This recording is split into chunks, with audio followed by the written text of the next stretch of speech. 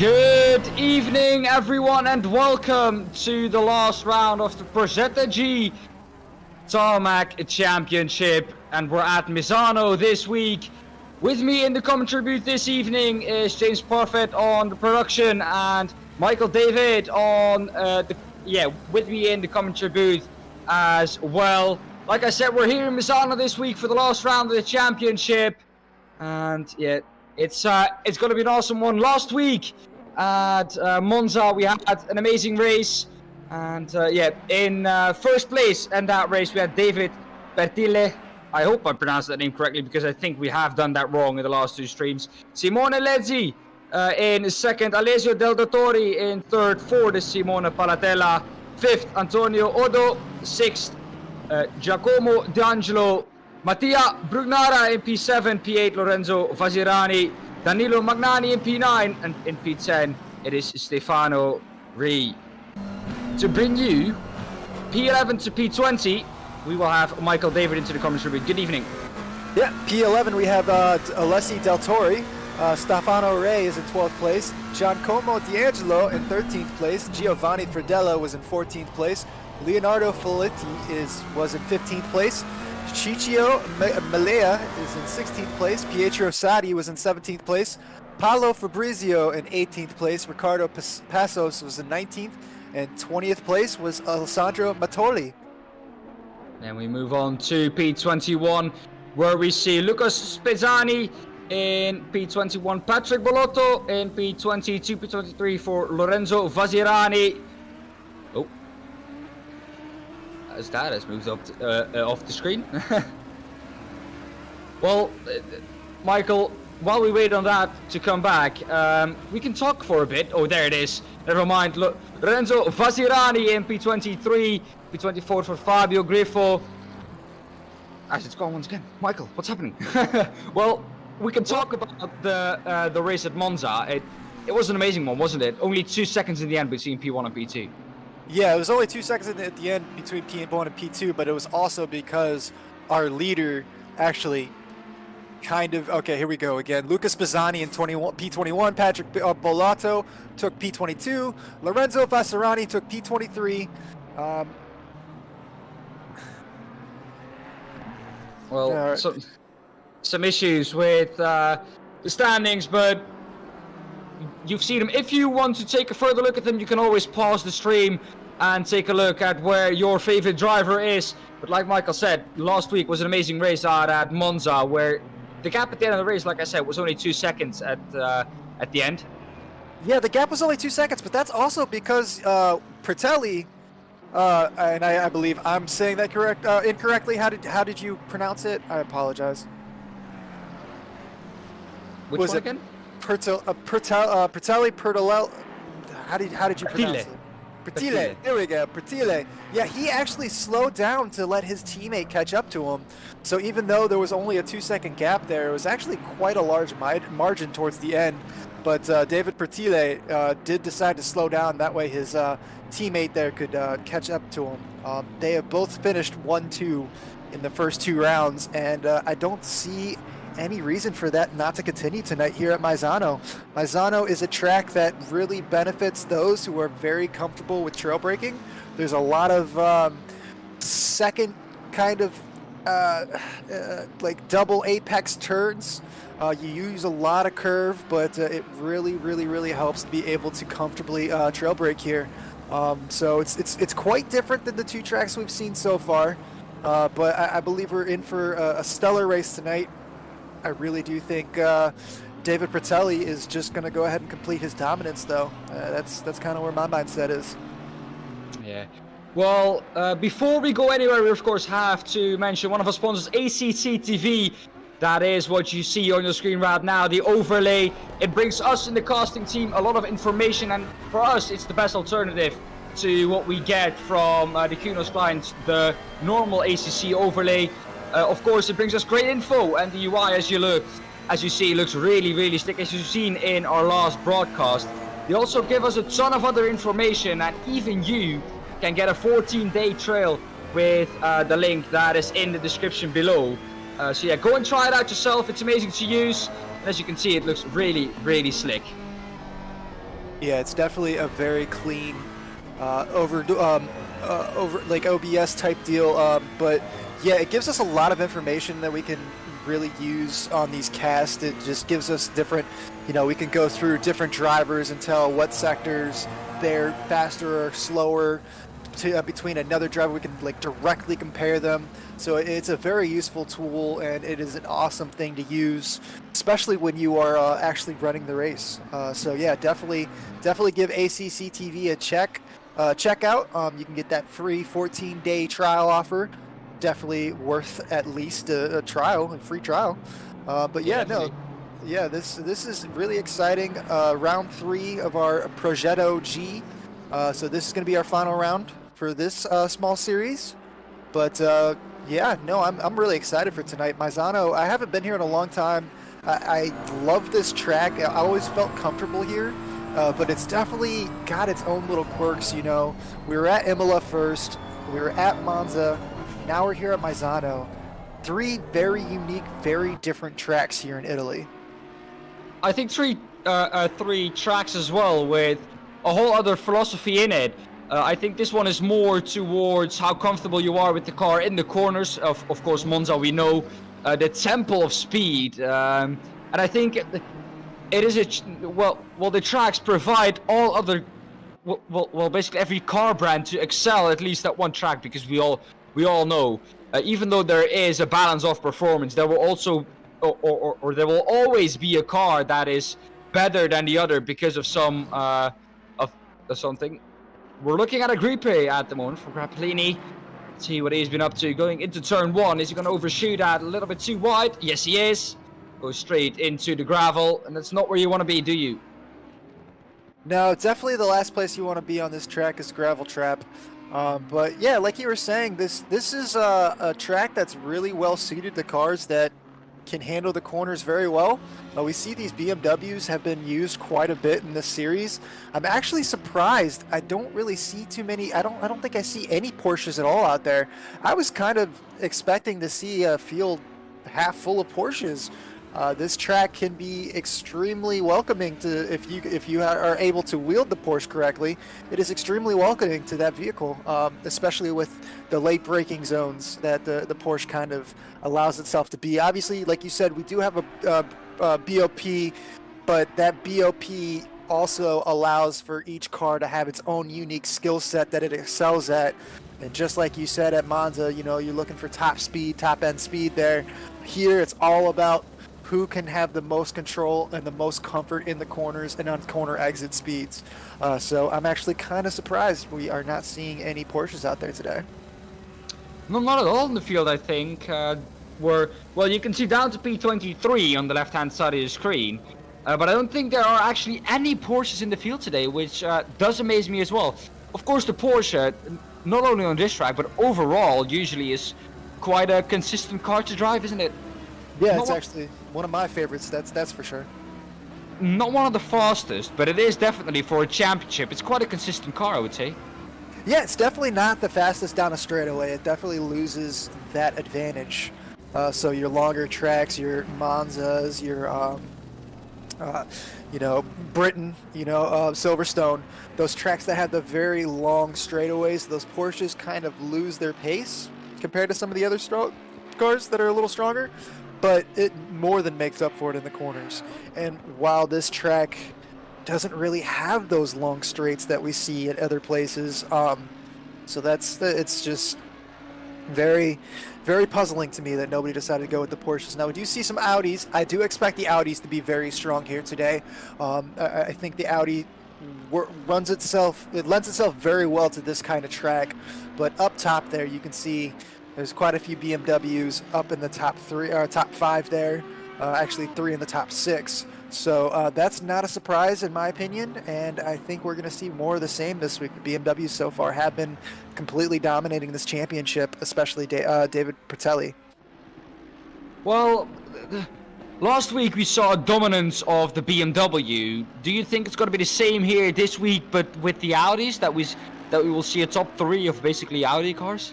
No, I don't think so. I just think that the Audi is a very well-suited car for this. I think you're going to see quite a few Audis in the top 10. Up in the top 5, though, and especially on your podium, I don't think you're going to see much of a difference. I think David Bertelli is going to win the championship outright with 3 straight wins. I think Simone Leslie is going to come in second with a strong second-place finish today as well. I don't think the top 2 are going to change very much. Now, that being said, third in the championship is definitely up for grabs here. I would be very surprised if Alessio Dettori does not make a strong run today. He had a great race in week 1. Not so great week last week, coming in 11th place, but he was 3rd place in week 1, and I expect a little bit more of the same from Alessio Dettori. Well, of course, in a championship that is only 3 rounds long as we come to the end of practice now, only about 40 seconds left here, and then we go into qualifying. But in a 3-round championship, there isn't really any opportunity for you to kind of have a bad day off. It doesn't lend itself, because if you lose 10 points in a 3-round championship, try and find that somewhere on your opponents. It's really, really difficult, is it? Yeah, you really need to have luck on your side. Get through all 3 races cleanly, and then on top of that, be very consistent. You don't have the opportunity to have an off week. Lucky for him, he did have a top 3 finish in the first race, so that gives him an opportunity. That being said, he's really, really, really going to have a strong finish here this week if he wants to continue that, because you just don't have that opportunity. With only 3 races, you can't make any mistakes. And we're coming to the end of practice now. Yeah, indeed, like you said, no mistakes can be made here, and I think that's what the top 2 in the championship have done really well.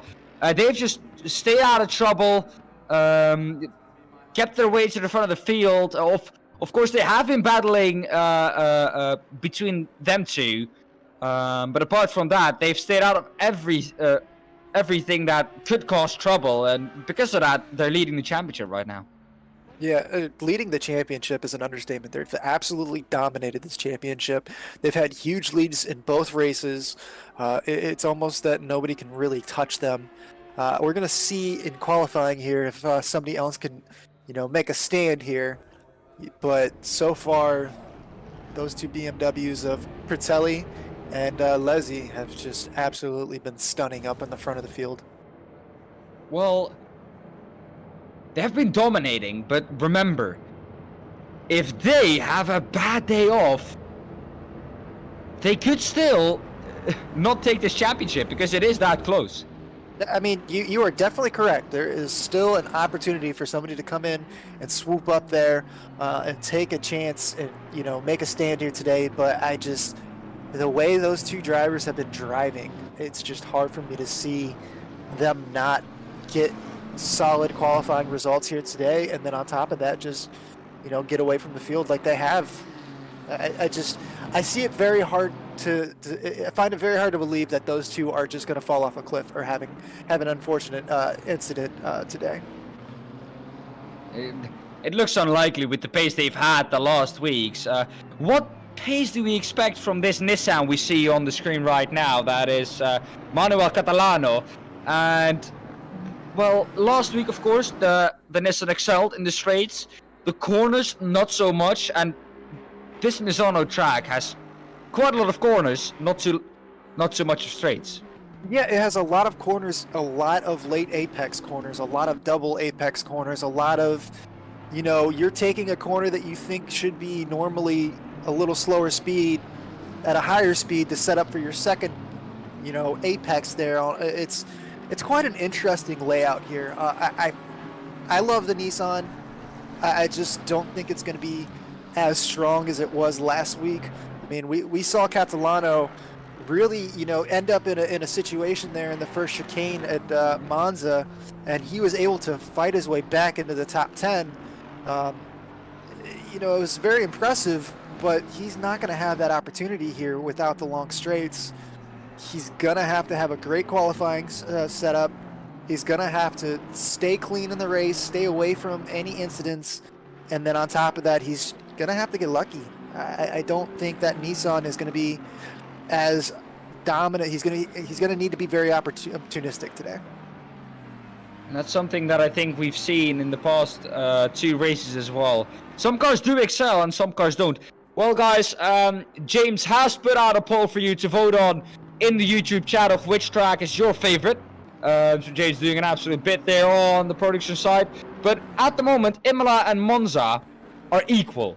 And Misano only 14%. So it looks like this is the least favorite track of these drivers and everyone who's watching this. Because only 14% has voted for Misano. Yeah, I'm going to go ahead and guess that 14% is one vote, and that one vote was actually my vote. So unless there's somebody else out there in the chat that agrees with me, I just find this track very flowing, very enjoyable to drive, lots of opportunities to overtake, and lots of opportunities for drivers to make mistakes. Well, as we look now at the beginning of qualifying, the pole position time at the moment is a 5:33.7, which is nowhere near what we do. It's a 33.615, excuse me.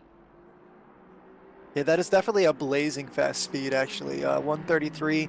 Expect to see down into the 132s today for qualifying. Probably 132.7, 132.8. I think is the fastest that I've seen here. So I expect to be someplace closer to the low 133s, upper 132s, but a 133.615, that is no slouch of a lap right there. No, not at all. At the bottom right of the screen now, you can see a new feature we have this evening with, like I said, the beautiful people at ACC TV. We can see a comparison between the drivers. As you can see there, the laps, well, not representative at the moment, the first laps, but the second laps, at the moment 4.5 tenths quicker is Amedeo Castorini, if I get that correct, than Simone Bartelli.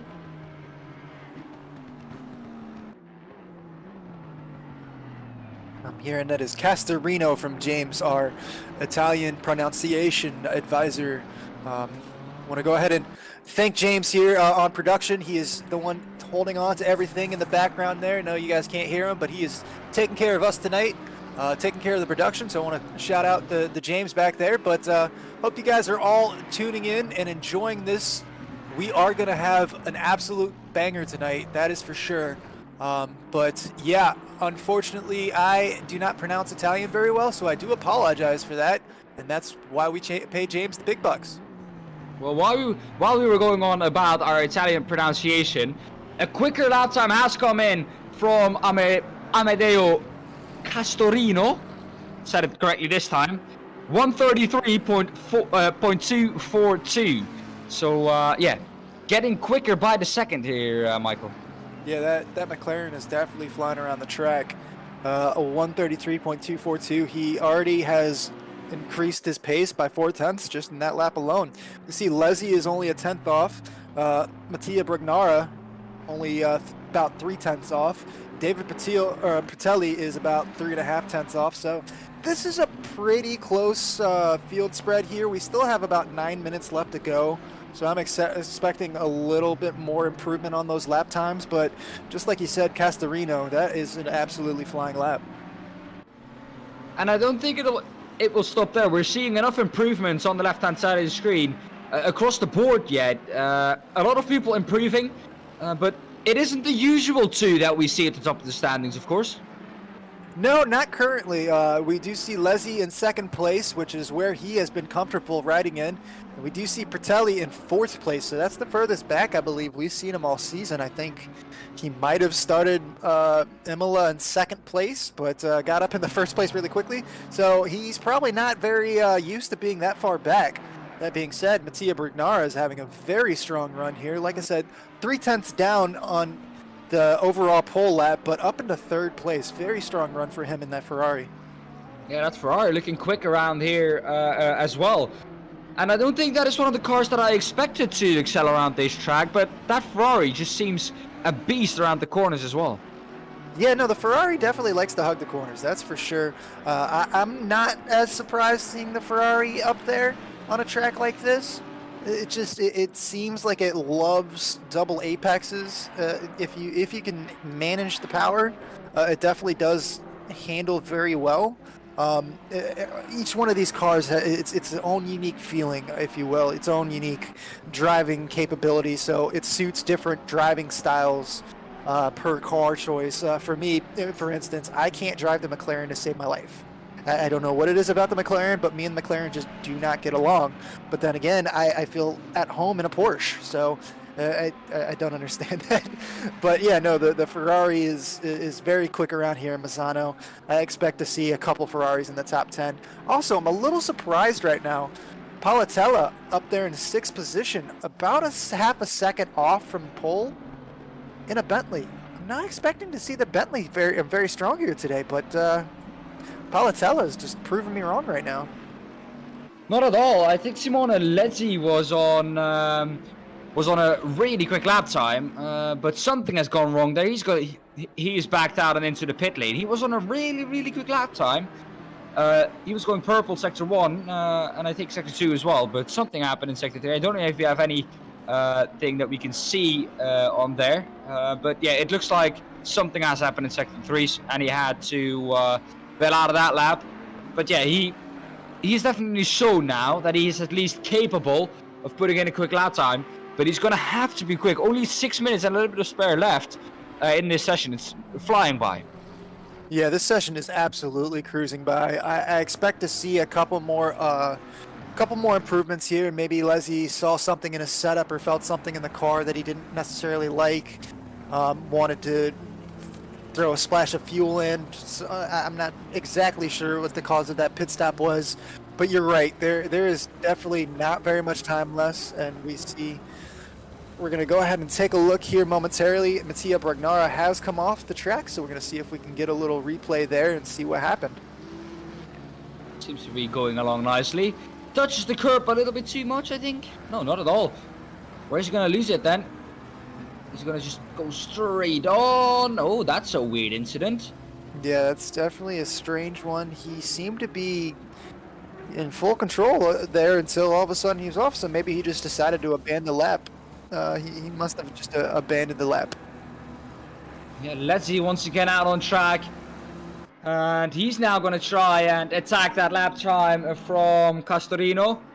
And do we expect to see someone dip below that 133 barrier? I would not be surprised, to be completely honest with you. If somebody was to dip below that, I would not be surprised. Castorino having an excellent lap there, the 33.242.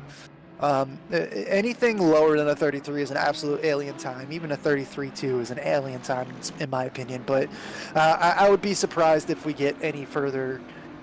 I mean, we're looking at a full 2.5 tenths to just meet the 32s. So unless somebody has something up their sleeve that they're just waiting to unleash until the very end, I don't know if we would.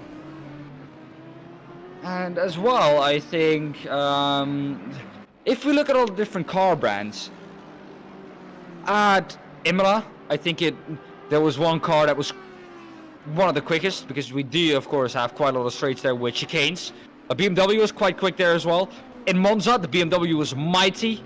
But here, well, we have 3 BMWs in the top 5, Fratelli, Magnani, and Lezzi.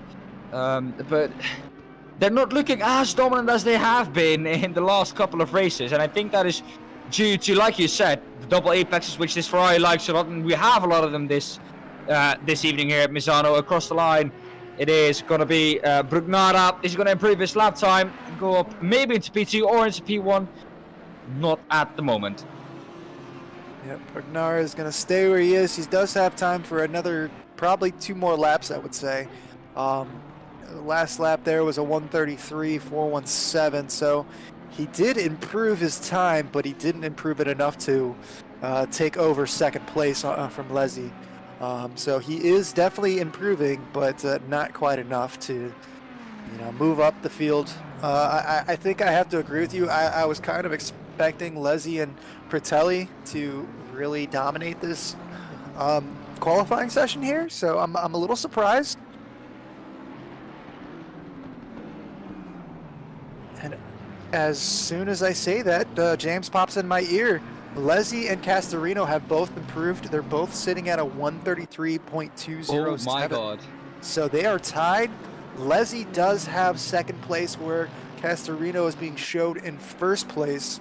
So that must have been down to the millionth because No, it only that's for shows... one simple reason, Michael, and that is because Castorino has set his lap time earlier than Ledzi, which means that he will get pole position. Okay, well that makes At sense the same then. time. Now they do have time for one more lap, at least one more lap. They might even be able to get around for 2 more laps. But yeah, we definitely see quite a battle going on up front there. Bertelli is also in... No, Bertelli has not improved. He's still sitting at a 133.590.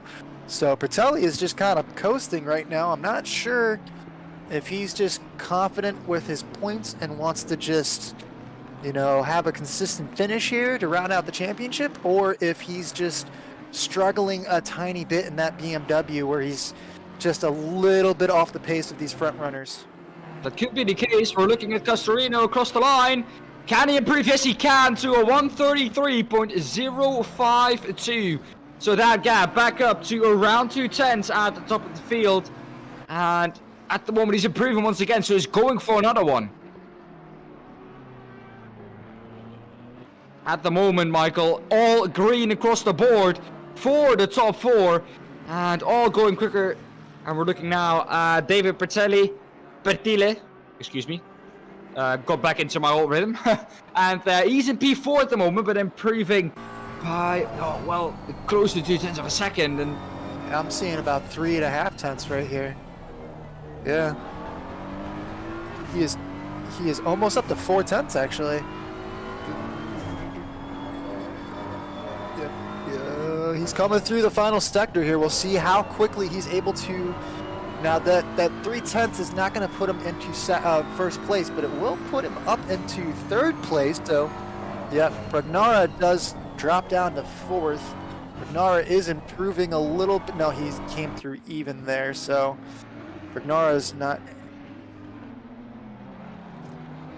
So we're going to go ahead and take a look here. Castorino is improving one more time here. It's a very minute improvement, but it is an improvement. Also, Leslie seems to be flat, and Castorino has gone ahead and bailed. So we're going to go ahead and take a look here at Leslie's lap, and it looks like Leslie is not going to improve, and he's not going to get another lap in. So Castorino right now sitting pretty in first place. We'll see if maybe Bertelli, who is 1/10 up currently, is able to find any more speed than that. He's only 0.213 down, so 0.2 down. It's currently 1 1/3 tenth. Yeah, and he's definitely looking quick. Could he make that pole position in the dying stages of qualifying? What do we think? Yeah, I'm not sure he's going to be able to. He's a 10th up, but he needs to find a whole nother 10th here. He's starting to lose a little bit of time. Coming to the last sector, though, he's definitely starting to gain time. It's going to be quick. But is it going to be quick enough? That's the question for David Bertile. And across the last couple of corners, is he going to be able to improve enough? At the moment, the 10th up. It's so close, but I don't think it's going to be an improvement. Across the line. Yeah, he lost it there at the end. Lost it all. In the last corner, I think he did improve his time in the end, but not enough to jump up a position. Yeah, he started to lose quite a bit of speed there in the last few corners. He did have a chance, but unfortunately he was not able to improve from 3rd place, so he will be starting in 3rd place. Leslie, I believe, is unable to... Yep, he is off, coming into the pits. So yeah, it looks like unless somebody else can make an improvement, and the session has ended. Yep, so nobody else was able to improve, and that is going to be it for us. Castorino takes pole with a 1:33.052, so just above the 132s there.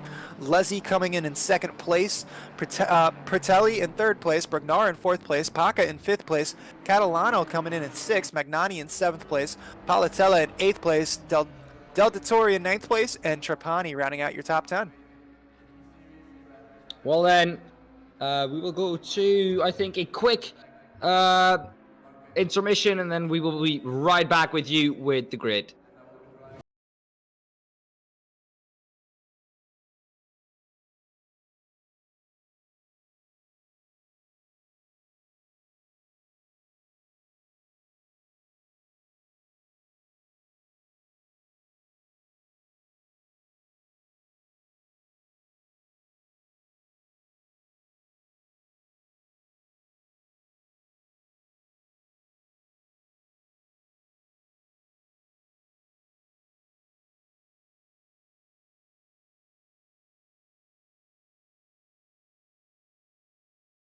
Well then, we're back here at Misano.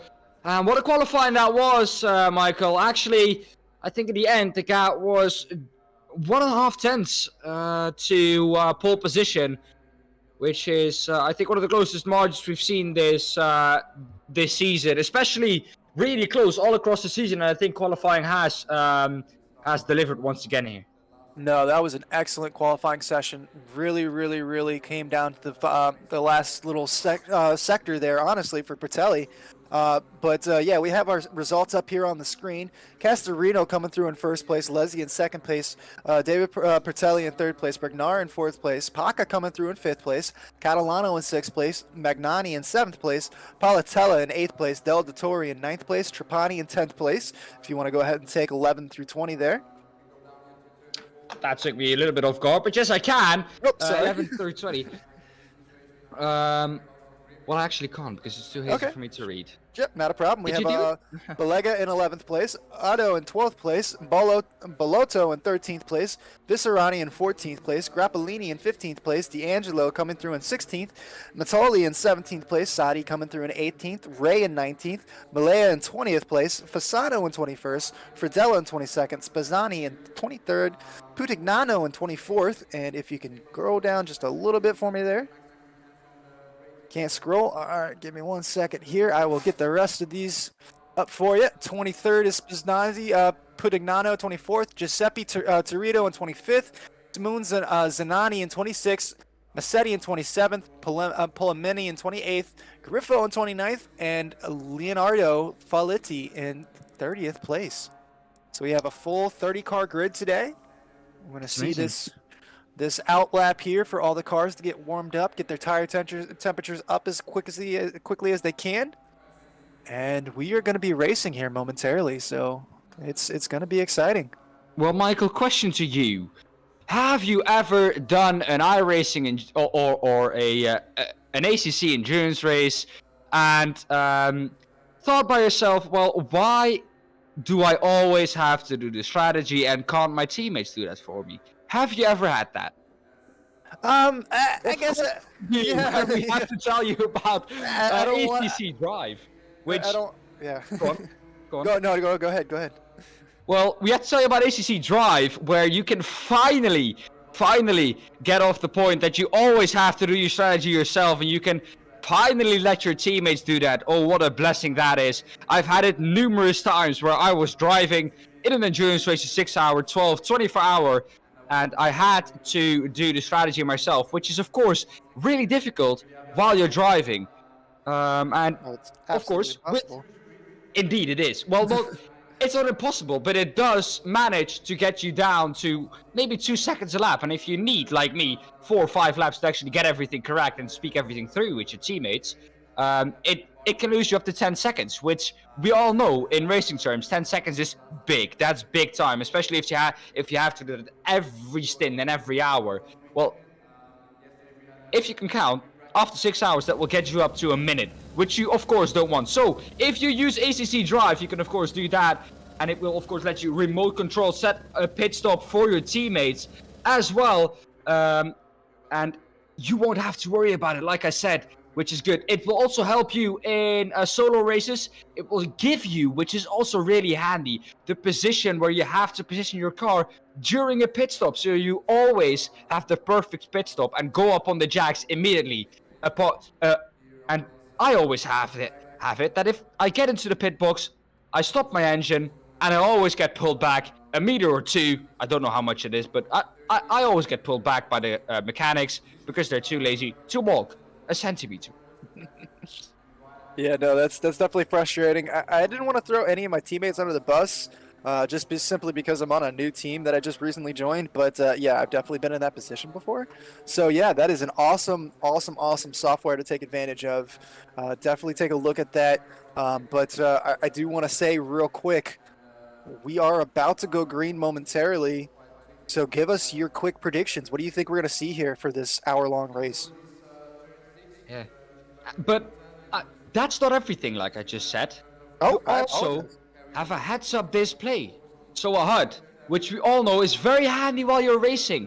So if you want that all, I'm going to quickly sum it up for you. You don't have to do your pit stop strategies on your own.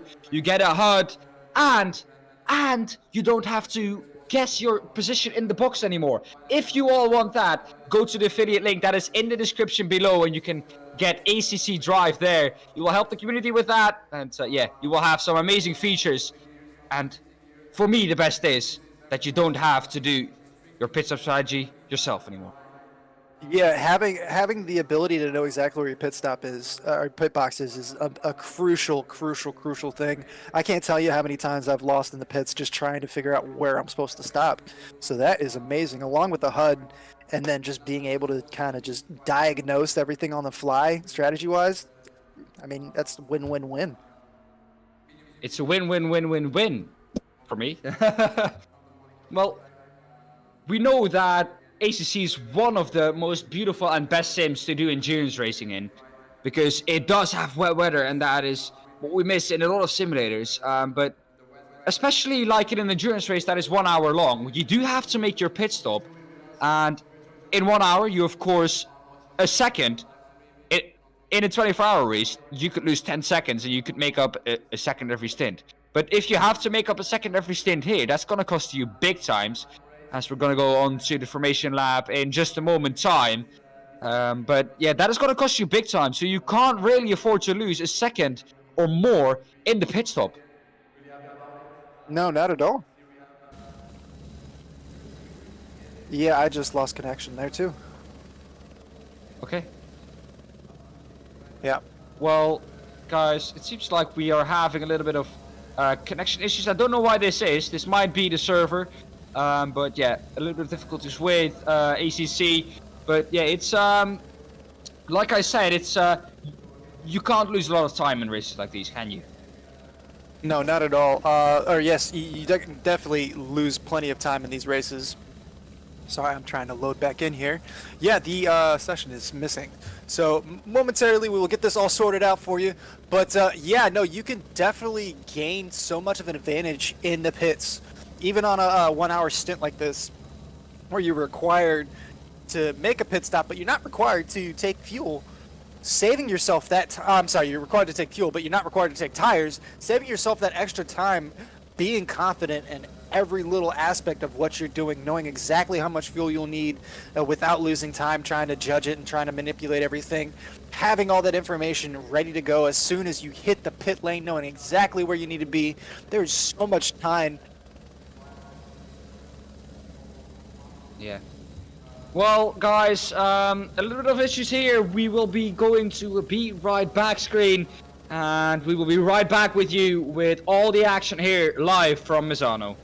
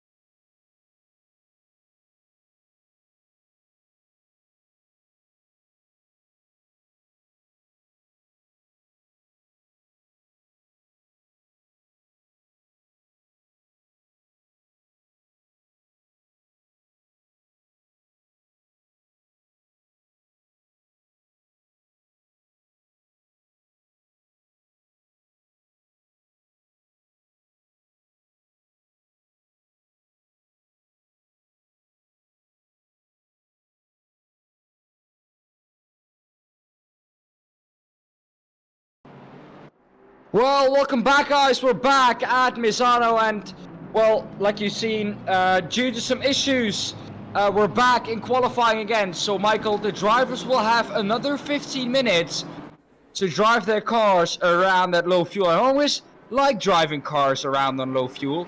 But yeah, of course, Catalano will now be disappointed because he had that pole position, that hard fought for pole position, and he has now technically lost that, so he has to do it all again. Yeah, it was actually Castorino in a McLaren that had the pole position, not Catalano. Catalano did have a top 10 though, so he's going to have to really work that Nissan quite a bit to get back up there. We saw some very quick times. I believe our pole lap was previously a 1:33.052, so I'm expecting, now that these guys have had a full 15 minutes of qualifying practice, I'm expecting to see somebody break into the 132. So I think this is where we're going to see it.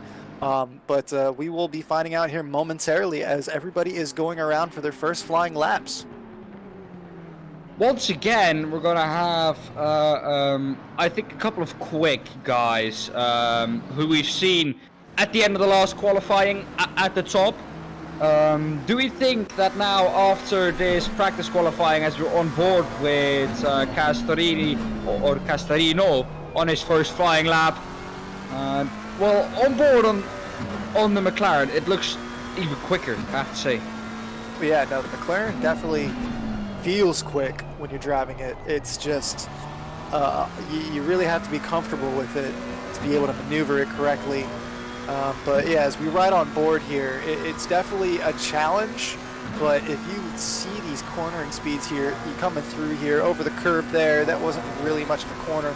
Here specifically, you kind of get out wide, you cut it in, then you're on the gas, and then almost immediately on the brakes just to get around this tight, curve right here. The little left or the right-hander down in the first gear, coming back into a left-hander, up into third gear, coming around for the final curve, or the final sector here. Yep, coming through.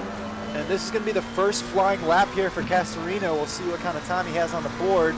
That is going to be a 1:33.5. Immediately there. Not as quick as his original pole lap, but I believe that's faster than his original first lap. So he did improve a tiny little bit there. So we are seeing some improvements. But that being said, we still have another 11 minutes left of this qualifying. Apologies for having to come through here a second time, but unfortunately that is the name of the game when it comes to using computers. Technical bugs are going to happen there. So there was an issue with the session, we had to restart the session. So we're back in here for qualifying again, and following along here with Castorino once again. Well, if I actually heard it correctly, Michael, we had about 99 required pit stops. And I don't think these drivers can do actually 99 required pit stops in an hour, so that would be impossible to do for them. They had to take a look at that, but we're back and with the right settings now. Of course, well done to the guys at Progetto G for fixing this as quick as possible. And yeah, we're back into qualifying, but the times, like I said, for Castorino, immediately there with a 1:33.5. Not the quickest lap time we've seen in post yet, but he's up to one now, but immediately there with a quick lap time. Yeah, Castorino is definitely right back where he was, and a 1:33.110 there, so definitely improving quite a bit. He just seems to be very comfortable on this track in that McLaren. He definitely is, and well, we've seen it drivers do in Formula 1 as well. Only a couple of drivers can do it.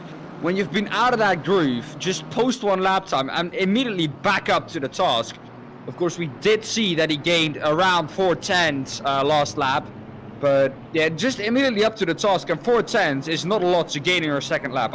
If I usually go out, I drop about a second to a second and a half on my first lap, which is really bad, I know, but it just takes me a minute to get back into that groove. Yeah, no problem with that at all for Castorino. He just seemed like he never really got out of the groove, even though he was, up in the pole position, kind of had to sit around for a few minutes waiting for everybody to grid up, and then all of a sudden, as we know, we had 99 problems, but a pit stop wasn't one. And yeah, so it's really impressive to see Castorino coming through here. I understand what you're saying there. I also tend to gain quite a bit of time my second lap out. Generally, that's just because I think usually my flying lap, I'm generally trying to still get a feel for the track. Now, obviously, in Formula One series, you have a way more limited amount of fuel on board when you're qualifying, so it's a lot different there. But for these GT3 cars, I do like to carry just a tiny little bit extra fuel, just because I generally don't push until my second flying lap, but that's just me.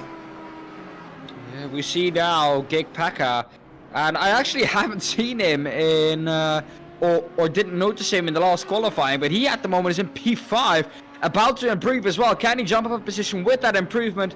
He can't, stays in P5, but did improve his time. But I didn't notice him in the last qualifying session, but he looks really, really quick here in P5. Yeah, definitely putting in some laps. I believe he was someplace in the top 20. I want to say the top, I'm not sure, 11 to 15, I want to say is where I saw him. So there are going to be some drivers that definitely take advantage of this incident that we had here and are able to improve in their lap times. And there are going to be some drivers on the flip side of that were in the top 10 that are going to lose out on this qualifying run simply because they put it all on the line already, and they're unable to repeat that session. Look at Brignara right now, down in 8th place. He was up into 3rd place. I think he had finished in 4th place in the pole, or in the original qualifying session. So Brignara, one of those drivers that's currently, losing out a little bit. We'll have to see if he's able to improve from there. But right now, Leslie has moved up into 2nd place. Pratelli is in 3rd place, just a couple hundreds off, but in the pits right now. So we'll see if Leslie is able to improve on his. No, Leslie's going to go down the pit lane, so we're going to go ahead and take a look here. We're watching Grappellini, and as Grappellini comes around, see if he's able to improve his time. Currently sitting in 7th place. Goes up to 5th place, so 5th overall for Grappellini. That was a great lap for him. Not too bad at all. It was a really great one, but I think we have... Oh, never mind. He went into the pit lane. Packer was improving again, but then went into the pit lane. Oh, and that's an off for Grappellini, so that is not going to help him.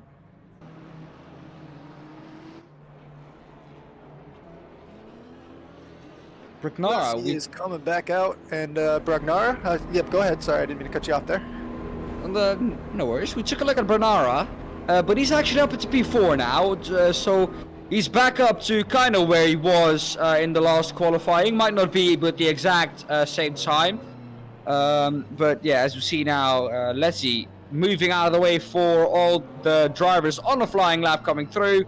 Nicely done there, but that will have picked him up some of the marbles that were on the outside of the track. Yeah, that's definitely gonna hurt his tires a tiny little bit there, but yeah, Leslie definitely was able to improve. It's nice to see Brignara back up in the top 4, but we'll see what kind of flying lap Leslie is able to put in here. He does have a little bit of traffic to deal with, so we'll see if he backs off a little bit and lets the BMW behind him go through, or if he is comfortable with where he is. But he is definitely going to have to find another 10th and a half to be able to get up to pole here. We do know that the 133.110 is very quick. The fastest we had was a 133.052, so that is not far off of his own pole there for Castorino. So if Leslie or Pratelli are able to improve their times, you should be seeing people into the 32s.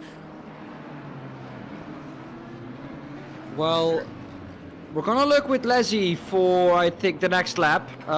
We saw him kind of the pit lane.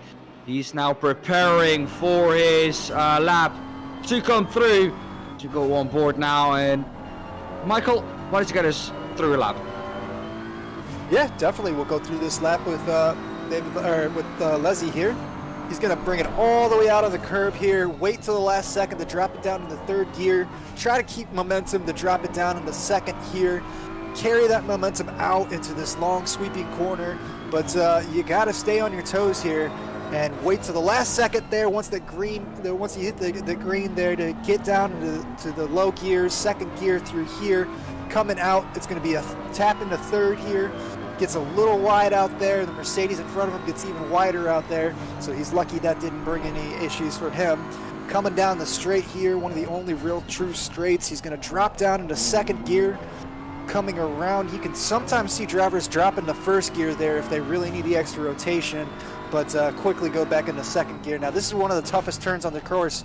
You're going to come down into second gear. We'll see if he drops in the first. No, he keeps it in second gear there. That is one of the really tight right-handers, and this is going to be flat out all the way through here up until you get to here. He stays a little close to the inside, then brings it all the way out, and waits as long as he can, keeps it on the outside, and then just goes down into third gear, keeps on the gas here. It's really easy to lose the rear end. As you saw, he got a little loose there. Definitely lost a little bit of time on that entry. Comes down into first gear, all the way back up into third, coming around into the final corner. He's gonna come in wide, try to carry as much speed as he can, coming out wide, back around, and that is a lap around Misano. He was not able to improve on that one, so we'll see if he's able to improve on the next lap. Still sitting in second place. His teammate David Fratelli still in third place. But If you, go on. Yep. If you looked at the top of your screen, Castorino improved to a 133, and here we have it, a 0-1-0, so faster than his last time, but Michael still not into the 32s, only 100th off. I mean, that's just absolutely insanely fast. I might have predicted the 32s earlier, but a lot of that has to do with track temperature. A lot of that has to do with track condition. A lot of that has to do with fuel load. These guys are all aliens. They're all extremely talented drivers. To be 100th off of a 132 here at Misano, that's insanely fast. Absolutely impressive here, as we see coming around again through the third sector. Leslie has improved quite a bit on this lap. He's up 2/10. We'll see if he's able to hold it through the final sector coming through. He's up 3/10, but is he going to be able to hold it through the final sector? He does lose a tiny little bit of momentum there, but he's still got the pace. We'll see it. Is he going to be able to come through on the final lap here? The final turn. Leslie is coming through. He's up 3/10. Is that going to be enough to take Castorino out? And it looks like, It's so close, but we are finally into the 32s. I think it was Castorino with a 132.852 or 72, if I remember correctly. I can actually see it. It's a 132.842 and a 132.875 for Letzi, who we're looking at right now. It's unbelievably close once again at the top. And oh man, into the 32s, and as you always see, we're not into the 32s with 1,000 of a second. No, immediately 2/10 into the 32s. Yeah, that is an absolutely insane flying lap there for Leslie. We rode around with him for those 2 laps. We weren't able to see Castorino's lap. We were expecting Leslie to go into the 32s. But Castorino just absolutely blowing it away right there. Well, the moment he put that lap time in, he thought, surely I'm on pole position now. But then he looked at the bottom left of his screen and he saw that the man ahead of him, Castorino, has just done a 133.842. Just hundreds of a second quicker than him. How gutting must that be, finally into the 32s? Yeah, absolutely. Flying laps for both of them. Great qualifying session. Seeing both of these drivers get into the 32s.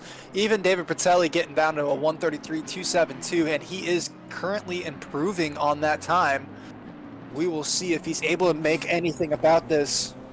But it's going to be intense, and it looks like he lost that momentum there. We'll see Magnani has gone up into third place here. So Danilo Magnani up into third place with a 133.217, beating out currently Pertil, but Pertil is able to come right back at him, and Pertil is going to go back into third place. So Magnani, great lap there, but Bratil 133.155 to hold on to third place. But Castorino, 2 sessions in a row, just constant improvement, absolutely flying. 132.842. That was impressive. And I think he's also shown now, Michael, that it wasn't luck, that it wasn't a one-lap wonder that he did. He has proved now that he's actually someone in that McLaren to take into account in the race as well, because he looked mighty quick in that McLaren. But the gap in the end, only 300ths of a second. That is way, way closer, I think, than we could have ever imagined after that last qualifying. Yeah, definitely being able to go ahead. And we're going to go ahead and take an advertisement here for a moment as we change sessions going from qualifying into our race.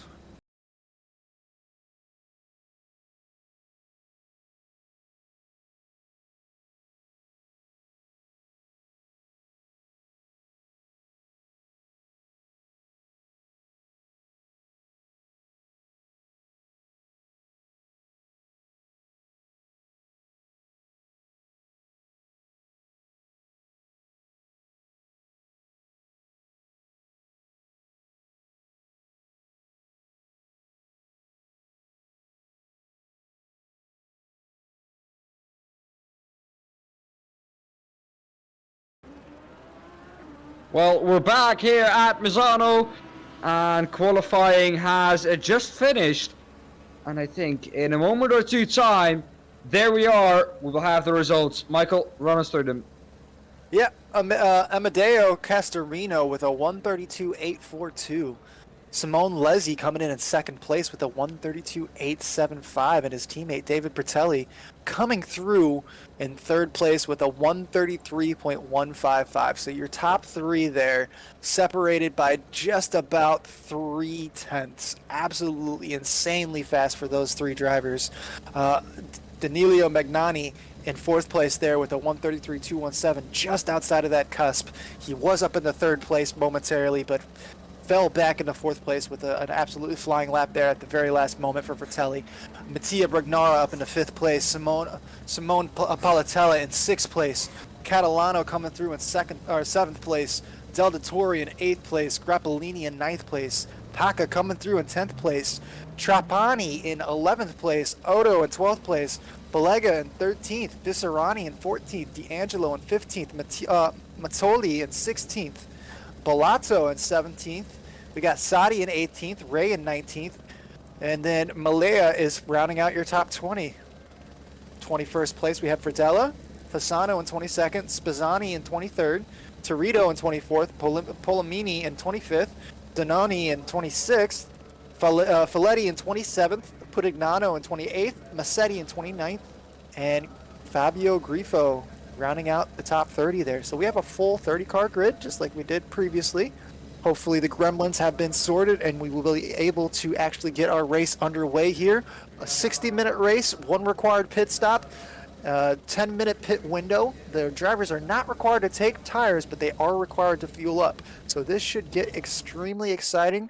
There should be plenty of strategy involved in when these drivers take their pits and when they decide to stay out. And you know, with Castorino showing everybody how consistent he can be in that McLaren out front, this should be extremely fast racing up front, and it should be a good challenge between Castorino and these two BMWs of Lezzi and Bertelli. And I think, as always, the question is looming. Do you take tires in a race like this, or don't you take tires? I don't think you do unless you're running towards the end of the field, but it really depends on how well you're managing your tires. That is the most important part. If you're just absolutely flying out there, but you're shredding your tires every lap, then what's the point of taking tires? You know, that's just not gonna like help you out. Or, I'm sorry, if you're out there and absolutely shredding your tires, then you need to take tires. But if you're out there and you're able to keep your tires under, a decent temperature, and you're able to really like, save them and conserve them throughout the race, then what's the point of taking tires? You're just going to lose time in the pits for no reason. Your tires are going to be more than fine to go through the end of the race. It looks like we are also having some sort of technical difficulties with this race, so we'll have to see what exactly is going on. We will let you know here momentarily.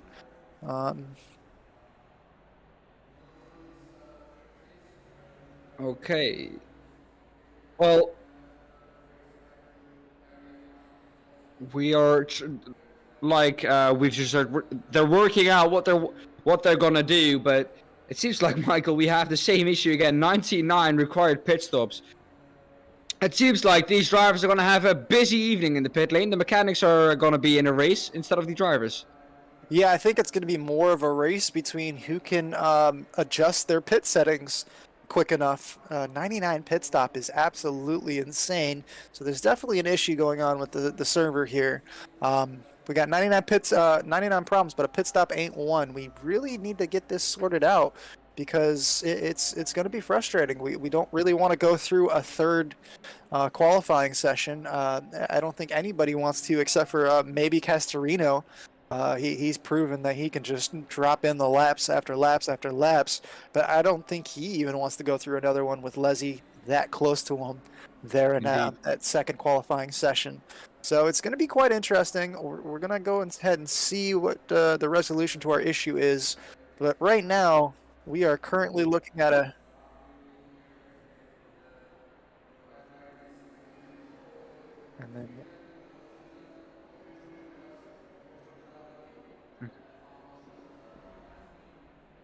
And then, Dan, I believe you wanted to mention the ACC drive, or do you want me to go over that this time?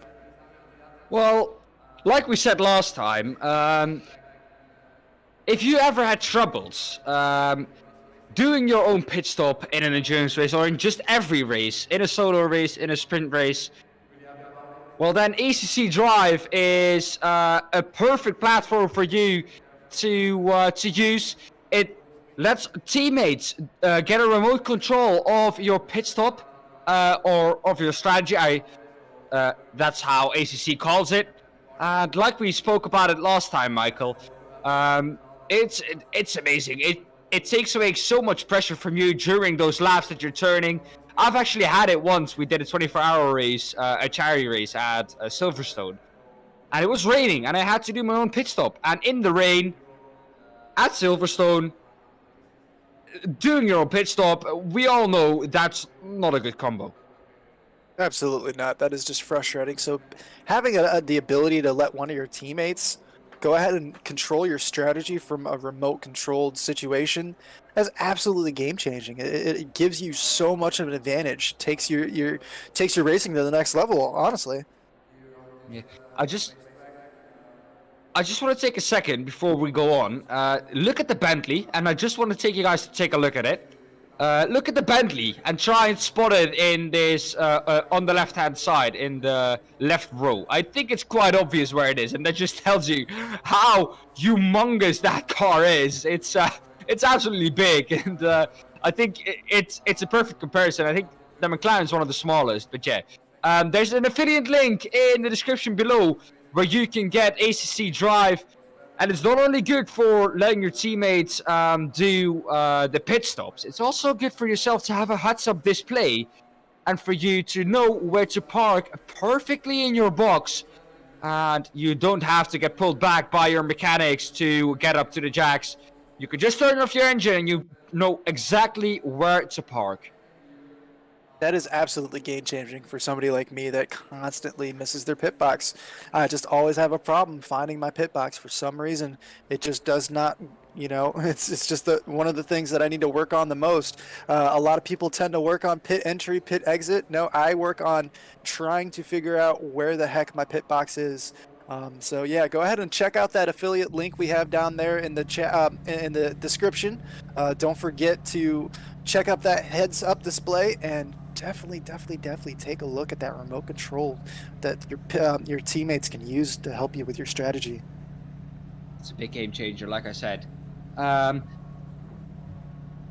Yeah, the Bentley, like I said, just is now in your skin, and look how humongous it is compared to all the other cars. We touched on it last week, and it's a talking point to every track you go, into every series you go, with the Bentley in it, as we do now finally get rolling for the formation lap. So it seems like we are gonna get off this time for the race for an hour long, and well, it's gonna be a good one. But yeah, like I said, the Bentley, a humongous car, and not being the best car, I think, to be in here at this Misano track. I would agree that it's probably not the best car for here, but that same, or right behind it, in the next row, you got Catalano and that Nissan. The only other car that I would say is as big as the Bentley or close. So both of those cars up into the top 10, very impressive qualifying sessions for both of those drivers. Really able to wield those big, fast-paced cars that don't work so well in corners around the track like pros. Yeah, but it's a difficult one to we see a good comparison. If they could actually now drive side by side, we could actually see a good comparison between the Nissan and the Bentley. But you can see the Bentley is just a little more boxy. It looks a little bit more like a box, although for me the Nissan drives more like one. Yeah, you could definitely just looking at these cars, you know exactly when you're seeing a Bentley coming up in your rearview mirror. It is just a huge monstrosity coming up at you. So it's definitely obvious, but they're beautiful cars. They definitely have their own kind of flow to them, their own like unique driving style. But yeah, no, great cars. Just kind of surprised that they are doing so well here, up into 6th place, and that Nissan in 7th place for a track that really requires quite a nimble vehicle. Well, we're coming up now to the last few corners. We're going to line up side by side in just a moment time. And what do you find more difficult, a rolling or a standing start? I always find a standing start to be easier in the initial start, but then after that it bunches up more. Yeah, I actually now we see a little bit of chaos going on in the back there. Lucky that there isn't going to be any actual contact until the race starts, but we are coming down here. I do believe, in my opinion, it's a little cleaner to have a rolling start. A lot of times cars get, like you said, bunched up really easily with a standing start, especially coming down either the mid straight and then into the first corner. But we are going to be going green here, and we are green. We see a couple drive-through penalties already coming through, and we're going to go ahead and ignore them for a moment. I'm being told by James. We see Leslie going to the outside and now the inside of Castorino. Leslie jumping out to a very quick lead. Castorino did not get a great start there. Castorino not getting a great start at all. Immediately loses that pole position to Leslie. He's now off to try and get away from this back, but that McLaren looks really quick through that middle sector, so that's definitely one of the strongest points of this McLaren. Down the straight is going to be the Beamer, who's really quick as well. So down that long back straight, which isn't really straight, but it has a couple of corners in it, but it's basically flat out. The Beamer will gain a lot of time there, and Pertile now looking to try and get past Castorino as well, to try and chase down his teammate. Yeah, Pertile really trying to catch up here to the back of Castorino. He has an opportunity, but we know that Castorino has been so fast in qualifying. He's currently got a draft here from Leslie. There's only a few straightaways that you can call, but there are multiple places on this track that, even though there are curves, you are flat out for quite a bit. So the draft can be powerful in certain spots, but you got to be very careful, especially coming into a position right there that we just saw. That draft is going to give you a couple extra miles an hour, and we see round. Oh, that was a love tap. Castorino does back out of it, but giving Leslie a nice little tap there, trying to make the move on the inside. I don't think he really should have had his nose up there. Well, we're going to go to a replay of that and take a look at that back again from the onboard. It looked like no. We're going to take a look at that at Castorino here. Oh, I don't think that is on purpose. I think that is maybe a little bit of net coding in there, because that looked like a really, really strange one. That might also be Leslie losing the back on his own, but because of that, and after that, that has allowed now for Pertile to come through. Yeah, Pertile is up into second place, his teammate Leslie up into first place. I would not be surprised to see these two finish exactly the way that we're seeing it right now, but Castorino has got to be gutted. Obviously, he didn't mean to, you know, put his nose up there that way. I'm not sure what exactly caused that incident, but obviously it was not intentional. I don't think we're going to need a steward's review, especially since he went ahead and backed out of it and gave the position up anyways, and in fact lost the position because of it. Exactly. So I don't think that's going to be too much of an issue going forward here, but absolutely gutting for the start here for Castorino with such a solid back-to-back qualifying run, now to find himself from pole in third place just a couple laps in. And I think Castorino is going to have it really difficult, because he's dropping back now into the hands of Magnani as well.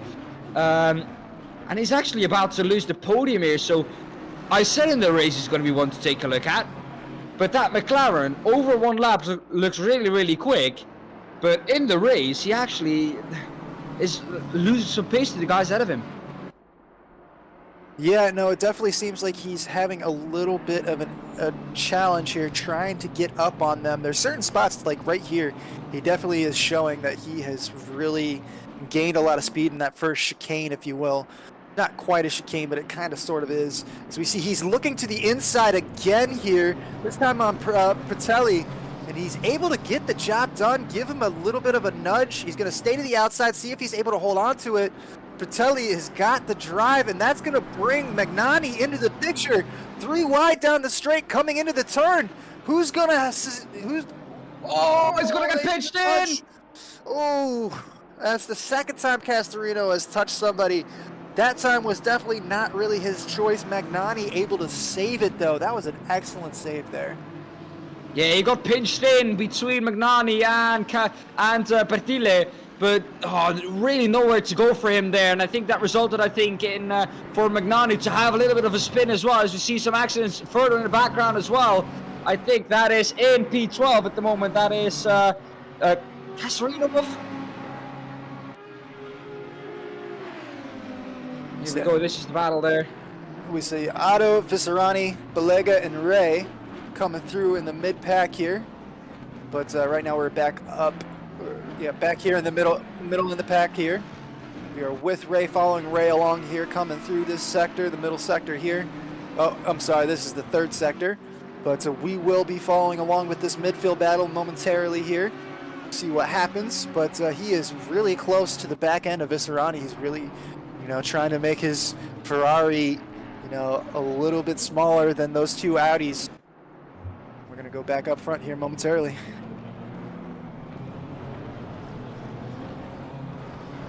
This is, I think, the battle for P3. Pertile has Castorino still right behind him, but what this fighting of these two is doing now, Michael, it's allowing Leslie to create quite a bit of a gap. And this is playing into the hands of that team. Yeah, those two BMWs seem to be working very well together. Leslie really getting out to a solid gap there. Right now I'm showing a gap of about 1.9 seconds, so almost a 2-second gap up first. Okay, so he's being told here it's a 2.2 second gap up to first place. So Castorino just throwing everything but the kitchen sink at the back end of Pertile here, trying to get around him, but unable to get the move done cleanly so far. It's definitely slowing these two cars down. Magnani has dropped back a little bit, but I wouldn't be surprised to see him make a move here momentarily. We know that Magnani has been trying to take advantage. He's trying not to fall into the clutches of Brugnara, that Ferrari behind him. So we'll see what happens here as Pertile has got Castorino all over his rear bumper coming across the start-finish line here. Yeah. Balega has lost 2 places and he's now down into P15 or 16, excuse me. Well, I think just getting into the rhythm here is important as well. I just want to point on the fact that in the championship, the gap between Pertile and Leslie is only 2 points. So if Pertile drops back to P4 and Leslie's going to win this race, that's actually going to be a championship victory for Leslie. So all still to play for and all still up for grabs here. Yeah, definitely a lot going on here. There is so much going on up and down the field, so many positions that are still up for grabs in this championship. So this should be an exciting battle to the finish today. We see quite a few Audis, 1, 2, 3 in a row there trying to break into the top 10. Grappellini up there in 9th place and Catalano and that Nissan in 8th place. So we're seeing quite the battle here. They are starting to stretch out a little bit, but I expect them to get a little closer here momentarily as these lap times are starting to break into the 133s. He's gonna try it. Castorino looks really, really quick on the back of Pertile, and he's, I think, about to overtake him. He's been looking for that gap for, I think, this whole race now, but both of them are catching up at the moment too. Leslie is almost pushing him through the corner now. Can he go for a move into turn 1?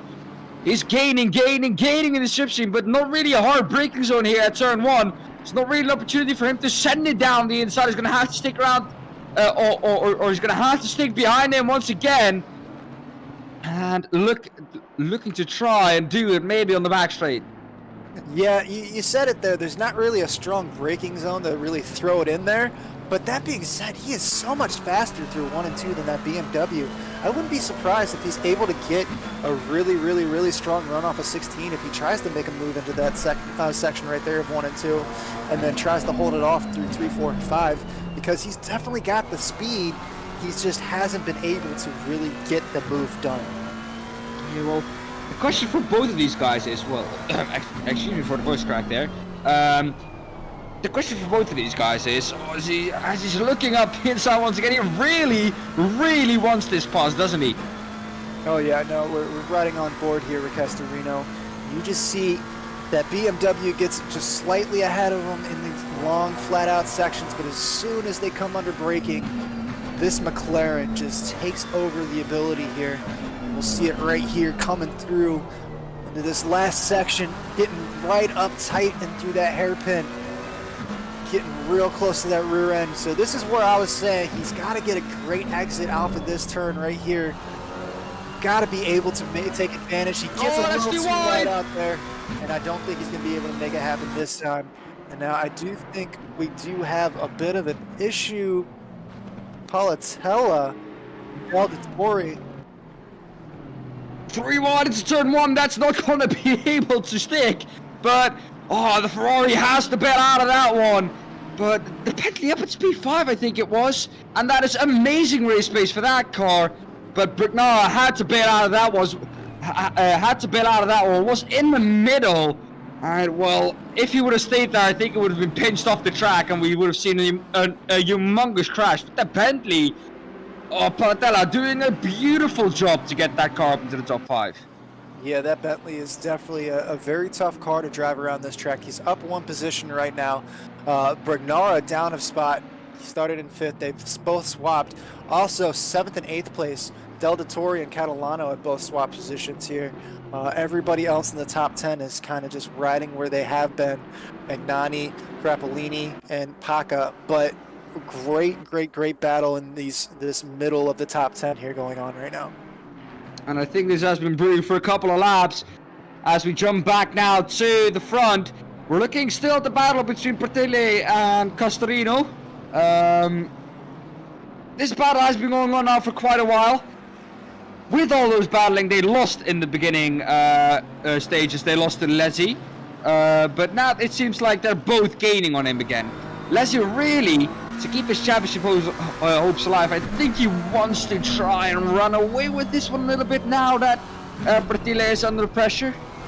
Yeah, he definitely wants to run away from it a little bit. If we can go back to Palatella and Brignara. Brignara is throwing a move on it, and it's bringing Del Dottore back into the picture. These guys just seem to keep fighting through these first 2 and 3 turns.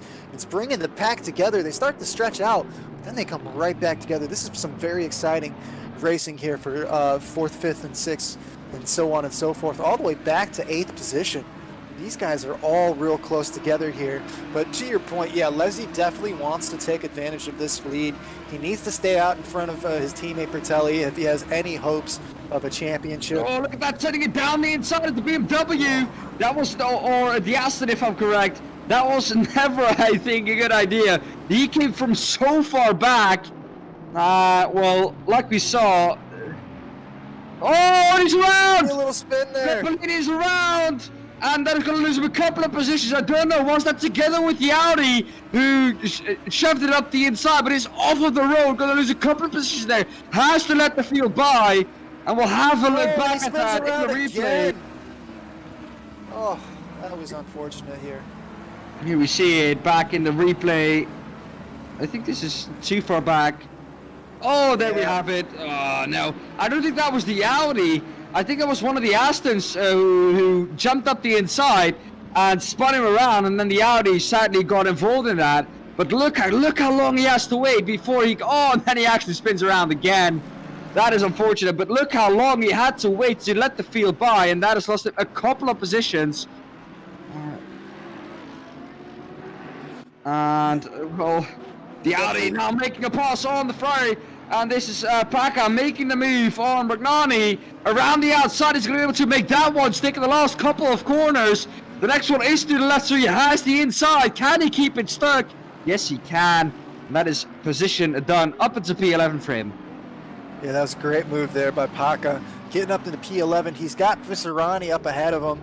Those three those three Audis are trying to stick together, moving up a little bit. Otto up into 9th place, Visserani up into 10th place, and now Paka up into 11th place. Trapani really losing out here so far, down quite a few positions.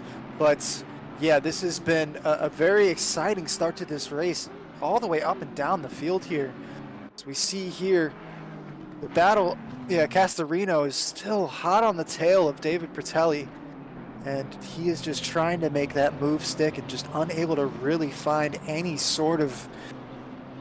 Maybe now with the cutback. This is a good opportunity for Castorino to go past. He's looked up the inside. That might have ruined this run down this straight. No, it did absolutely not. He's all over the back of that BMW of Bertelli. He's going to try it up the inside of that section where he's been quicker all race long. Not really, but just can't make the move. The sections where he is quicker are sections where it's so difficult to overtake Michael. Is he now going to try it up the inside of the hairpin? He could try it, and so he's going to try it up the inside. Sticks his nose in. Can he keep it there? He pushes him wide, and Bertelli has finally given that position up. And now Castorino can hunt down Lezzi in P1. Yeah, that was definitely a little bit of a shove there by Castorino, but he's been trying so hard, and he definitely left him enough space on the outside there. Might be one for the stewards. Bertelli was giving him the flashers there for a moment. He's probably not too happy with that move, but Castorino really fighting hard there, trying to get the job done. Finally back up into 2nd place, and now he's going to set his sights on our race leader, Lezzi. We're jumping back to Bergnar and Delta Tori. This is a battle that has been going on for quite a while. The Aston and the Ferrari back down, or we're coming down the back straight now as the Bentley is the front that is still in P5, creating a little bit of a gap. He's going to try now down the inside, one of the hardest braking zones on the circuit, this one now coming up. But quite a fast and flowing corner still. It's going to be difficult. He doesn't have the speed to try it, but where else could you put that car up the inside or around the outside where there's a hard braking zone? Yeah, no, that's definitely a hard braking zone, but it's really tough to get the inside there because coming into that zone, you really have to follow the inside lane. So it's not even really a defensive line. It's just the natural line. Very hard to allow somebody to get their nose up there. So even though there is a tough, and we see Palatella got a little loose there, but even though we see that hard braking zone, it's still pretty tough for drivers to get their nose up just simply because the racing line is the inside line there. Oh, that was Regnaro a little bit wide, trying to overtake the Bentley of, I think, Palatella. That was, Palatella going really wide on the exit there.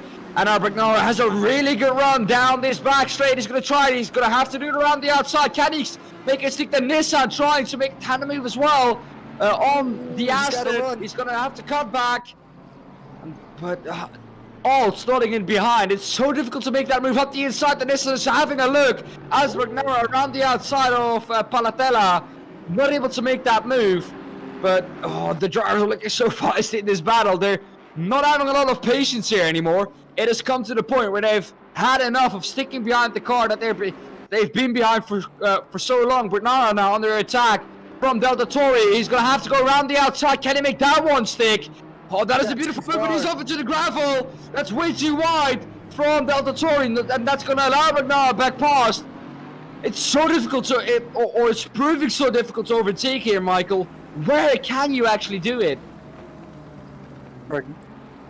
Yeah, Delta Tori definitely got wide there, and that was his third strike, so we got a drive-through penalty. So unfortunate for Delta Tori, that's probably going to ruin his race. He had an opportunity there and was really trying to take advantage of it. He got really wide out to the outside, just carried too much speed. There's not really too many opportunities really to overtake right now that we're seeing. This Ferrari of Reghium really trying to send it up the inside of one of these hairpins. I think this is probably the turns 4, 5, and 6 here, probably the best opportunities to overtake if you can't get it done coming out of the final turns, turn 16 into 1 and 2.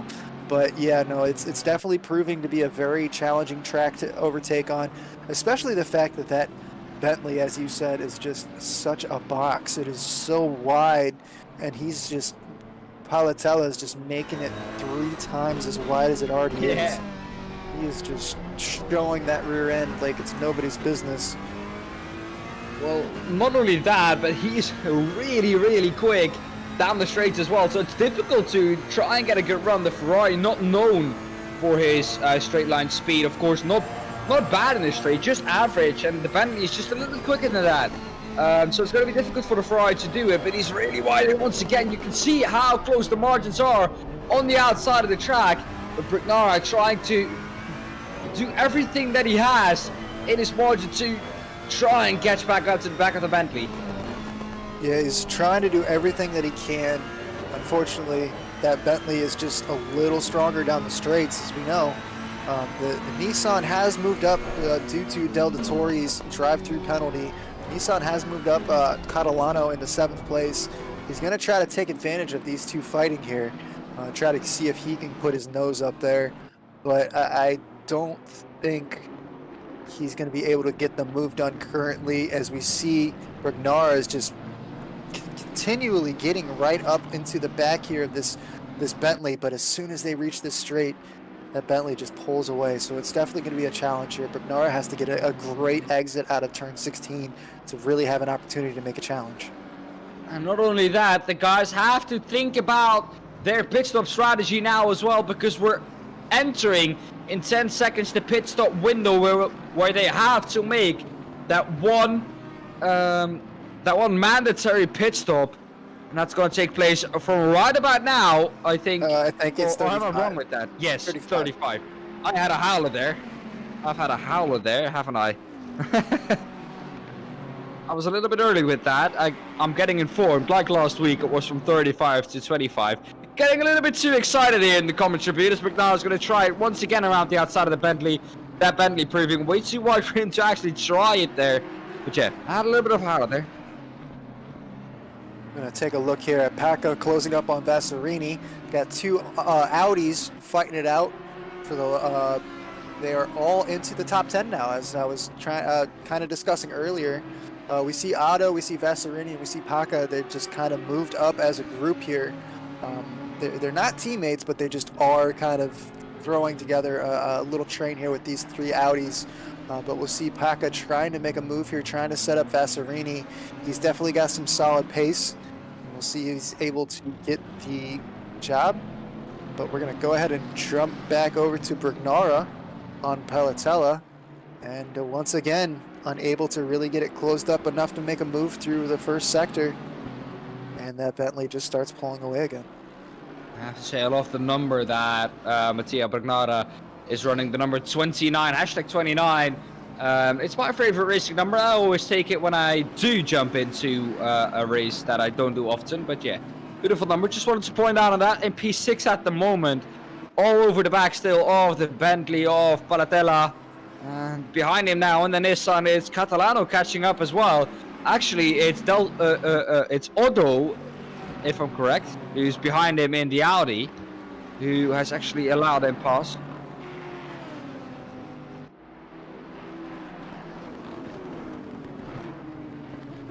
Behind Catalano, I think it was Otto in the Audi.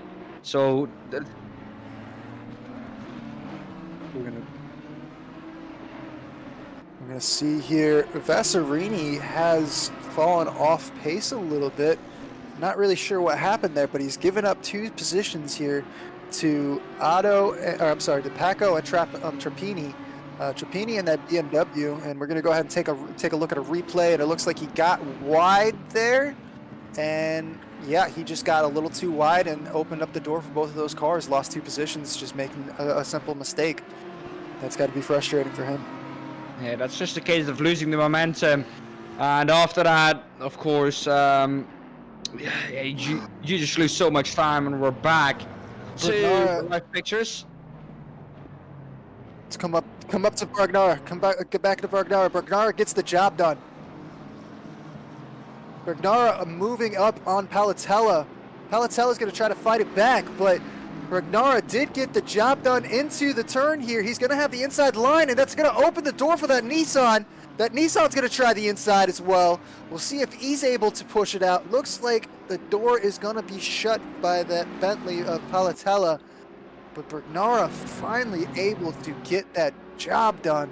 We're going to see if we can get a replay here. It looks like we are going to miss that, unfortunately. But that was an excellent send there by Bergnara. He got the job done. He's been trying to set that move up for quite a while now. And all of a sudden, that Bentley not looking as wide anymore as it did before. As now Palatella has almost dropped down behind Catalano. They're still in the fight, but look at the speed that Bentley has down the straight. We're now looking at the battle for the lead. Castorino trying to make the move around the outside of Leslie. Didn't make that move stick and had to start him back behind again. But yeah, this corner we're coming up to now, a lethal corner. Those black and yellow curves you see on the outside there, lethal. Don't want to touch them. If you do, you're off. Yeah, that's gonna absolutely upset the car over those rumble strips. You got to be very careful there. Castorino has really started to pick up the pace here. He's got the current fastest lap of 133.477, 0.3 faster than our race leader Simone Leslie, and 1/10 faster, or a half a tenth faster than David Bertelli. So Castorino really got his eyes set on that first place. We've seen him extremely quick qualifying. Now we see him, his race pace has started to catch on to that qualifying pace. We come down to about 10 seconds left, just over 10 seconds left until the pit window opens. Are you sure? I am 100% sure on that. Castorino coming through that hairpin, getting real close to the back of this BMW bumper. And he is going to try to get a great exit out of 16. Nope, the BMW is going to be way too far ahead. Oh, that's way too wide. That's going to lose him time again. It's not the first time he's done that. And Bertelli into the pit lane. He's going to be the first one of this trio to pit. And that might be not as good of an as the decision, because he is now going to be heavier on fuel, which might lose him time. Depends on when the others have to come in. But if Magnani can come back into this picture, we could actually see the Palatelli dropping down to P4, and that would actually seal the deal for Leslie. So if that could be the case, that would be big for the championship. Yeah, that would be huge for the championship. We've seen Bertelli win the first 2 races and Leslie come in second. But if Leslie's able to win this race and Bertelli drops down to like 4th or 5th position, that's going to be a huge upset for Leslie. So Leslie, even though they're teammates, is probably quietly hoping to himself, hey, you know, good luck, but make a mistake, please. I need this win. We're looking at Bertelli then.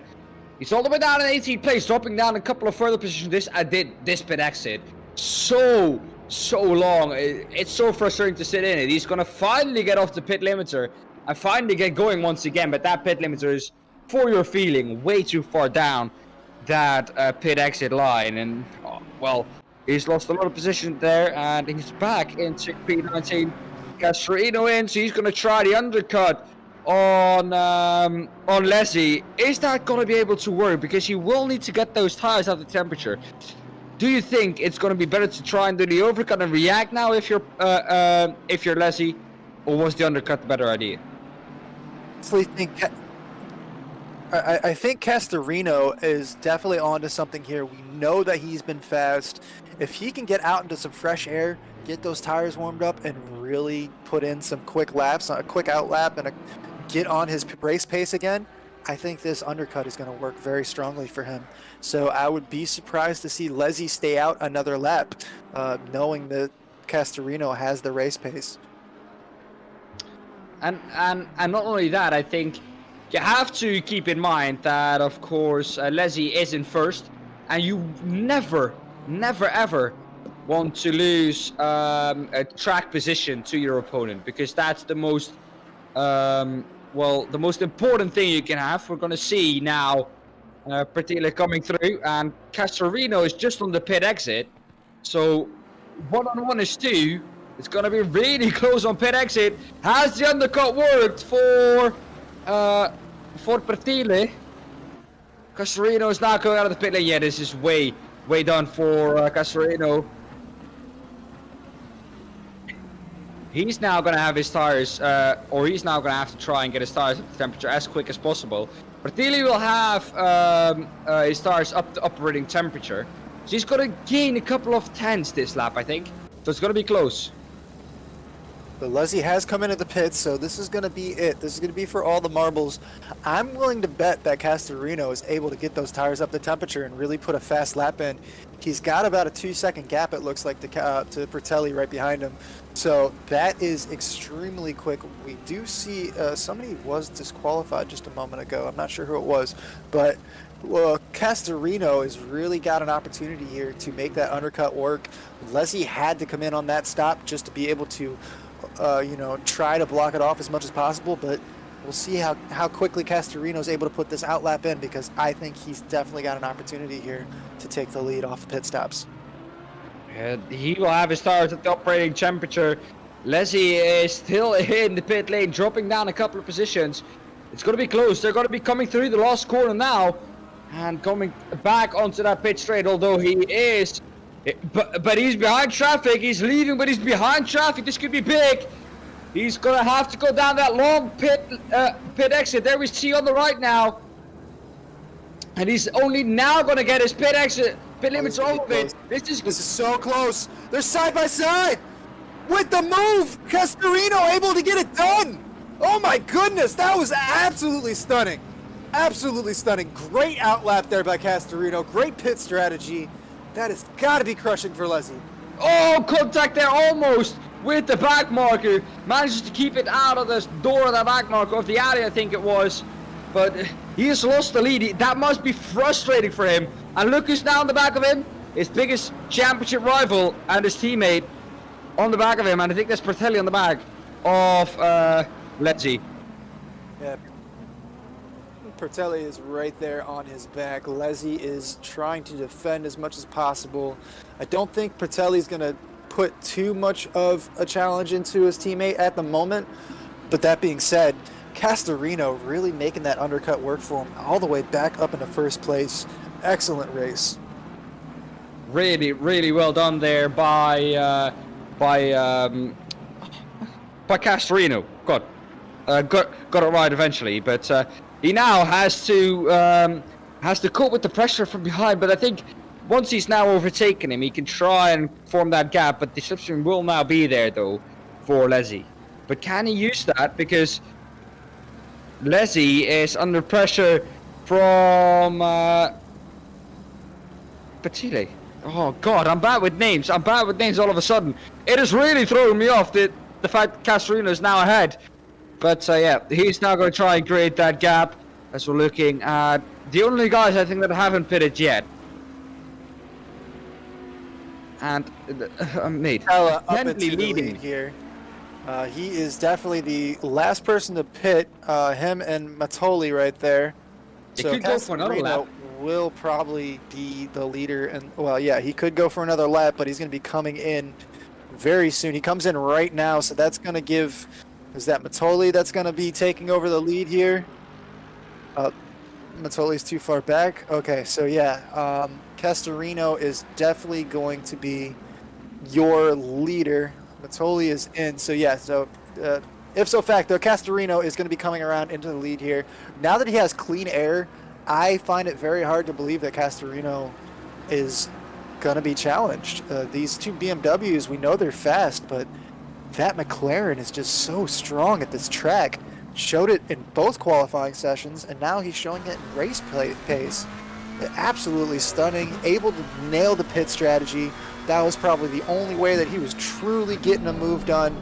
Obviously, Pratelli is going to be a little bit upset about the move he made to get up from third to second, but aside from that, just absolutely stunning opportunity there, absolutely taking charge and just making that strategy work for him, knowing that that was really his best and truly only option to get the move done in the first place.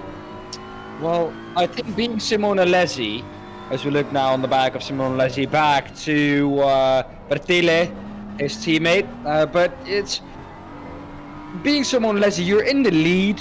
Do you want to give up the track position to try and cover the undercut from Catalini, or do you stay out like he's done now and be vulnerable for the undercut? Yeah, well, they don't need to come in for another pit stop, so I guess it's really just these two BMWs have to pretty much overdrive now from this point on, and that's not going to bode well for them. We know that Castorino has the pace, and we know that he's got clean air in front of him. If you're these two BMWs, you really lost out on your opportunity. Leslie had to come in to cover up that undercut. So maybe the only other option they would have had was to bring Leslie in first. But as we saw, Castorino came in after Pratelli and gained about 2 seconds on Pratelli. So obviously the undercut, it was strong. Really strong, yeah. But Pratelli wasn't able to make it work for him to get past Castorino. So I think it really just came down to the fact that Castorino was able to get into clean air on his outlap and just really get energy into those tires, get those tires heated up, and just that outlap is what sealed the deal for him. Yeah, Stefano Ray, and we have about 40 seconds left on the pit stop window. He's gonna have to come in this lap. Gonna have to come in this lap, Michael, and I think the drivers behind him who haven't pitted, all drivers haven't pitted yet, are gonna have to come in this lap, basically within 24 seconds. Yeah, the only person that I'm currently seeing right now is Ferdella hasn't pitted. I'm asking myself questions here by the fact that Stefano Ray hasn't made his pit stop yet and is going around for another go, because that will clearly I'm showing that Ray has pitted. He has a pit time of 37.2 seconds. Okay. So that might be a timing glitch there on the left-hand side. Yeah, that might be screen. a timing glitch. The only person I'm showing on my screen is Ferdella that hasn't pitted, and he's currently in the pits. So, yeah, I think everybody has pitted. Okay. Well, how bizarre. Exactly. It's always that song that comes up into my mind when you say how bizarre. But I want to have a chat about those rumble strips on the exit of turn 7. Mate, they are deadly. If you touch them, you're off into the wall, onto the right. And you don't want to go through there side by side because you're guaranteed to touch those rumble strips then. But it can ruin the car as well. Yeah, no, it can definitely damage the undercarriage of the car. It will definitely offset the car. It'll throw you in a random direction that you can't control. That being said, these curbs here are extremely friendly for these cars. So as long as you can avoid those rumble strips, avoid those turtle curves, the curves here on the outside of the track are extremely friendly. It really allows you to take advantage of these sweeping turns to carry speed that if you just look at the basic concept of each turn, it doesn't seem like you'd be able to carry that much speed, but then you realize you're able to really use to really push the apex out quite a bit wider than you would think on a lot of these corners, and it's very quick for these cars. But as you said, those rumble strips are just a monster that you have to avoid at all costs. And we're getting confirmation that all drivers have pitted now. So no one outside of the regulations pitting or no one forgetting that mandatory pit stop. Everyone has pitted now. And this is, for now, a 23-minute sprint till the finish. Right now we're taking a look at the battle between Paka and Otto. Paka and Otto, both in Audis, both in 8th and 9th place, both up a few positions here. Both gained, Otto up 4 positions, Paka up 1 position, and Balega just a little bit behind them, and the other Audi is up 3 positions. So all 3 of these Audis have been making quite a bit of movement up front here. Watching this battle as they stretch out and then come back together. And honestly, this has been a solid run for both of these. We see a Ferrari there jumping into the pits. I'm not sure which Ferrari that is. That is Bellato. Oh, it's off to the grass! Yeah, it's off into the grass. That will lose him heaps of time. And Paka is off into the grass. Yeah, a little bit of a mistake there. Touched those rumble strips. Couldn't control the car anymore. And we're going to take a look back at that. Like I said, I think it's the rumble strips that came into effect there. Here we go. And gets we're up see on the it. inside, gets outside, gets loose. No. Yeah, he just, no, I think you're right. oversteer. No, I think he clipped it. I think you're right. I think he did clip it with his rear end. And that's what gave him the oversteer. Just got real loose there. I think you're right. Yep. Wow, that was a big snap from Paka. Did well to keep that going in the right direction and keep that out of the wall. We're back to live pictures. And Paka still in P9, although he had that moment. Palatella dropping back to P7 in that Bentley. He had a brief run in P5, but now the pace of that Bentley really showing. But I'm impressed by the Nissan. Up into P6 for Ignaz of Catalano. Doing well there in that Nissan. Yeah, Catalano really showing the pace of this Nissan on this course that really shouldn't be very strong for either of these 2 cars, the Bentley or the Nissan. The Nissan. Brignara is up into 5th place, so Brignara definitely taking advantage there. Magnani up into 4th place here.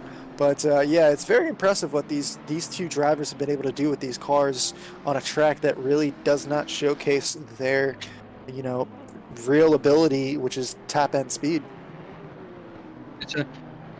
It's a track where, kind of like Bathurst or something like that, where you have 2 long straights, basically 3 long straights, and a section of corners. Where this car is really quick. It's also, I have found it does have a certain amount of difference in the force feedback you get. It's really strong, and you don't really have that in all the other cars.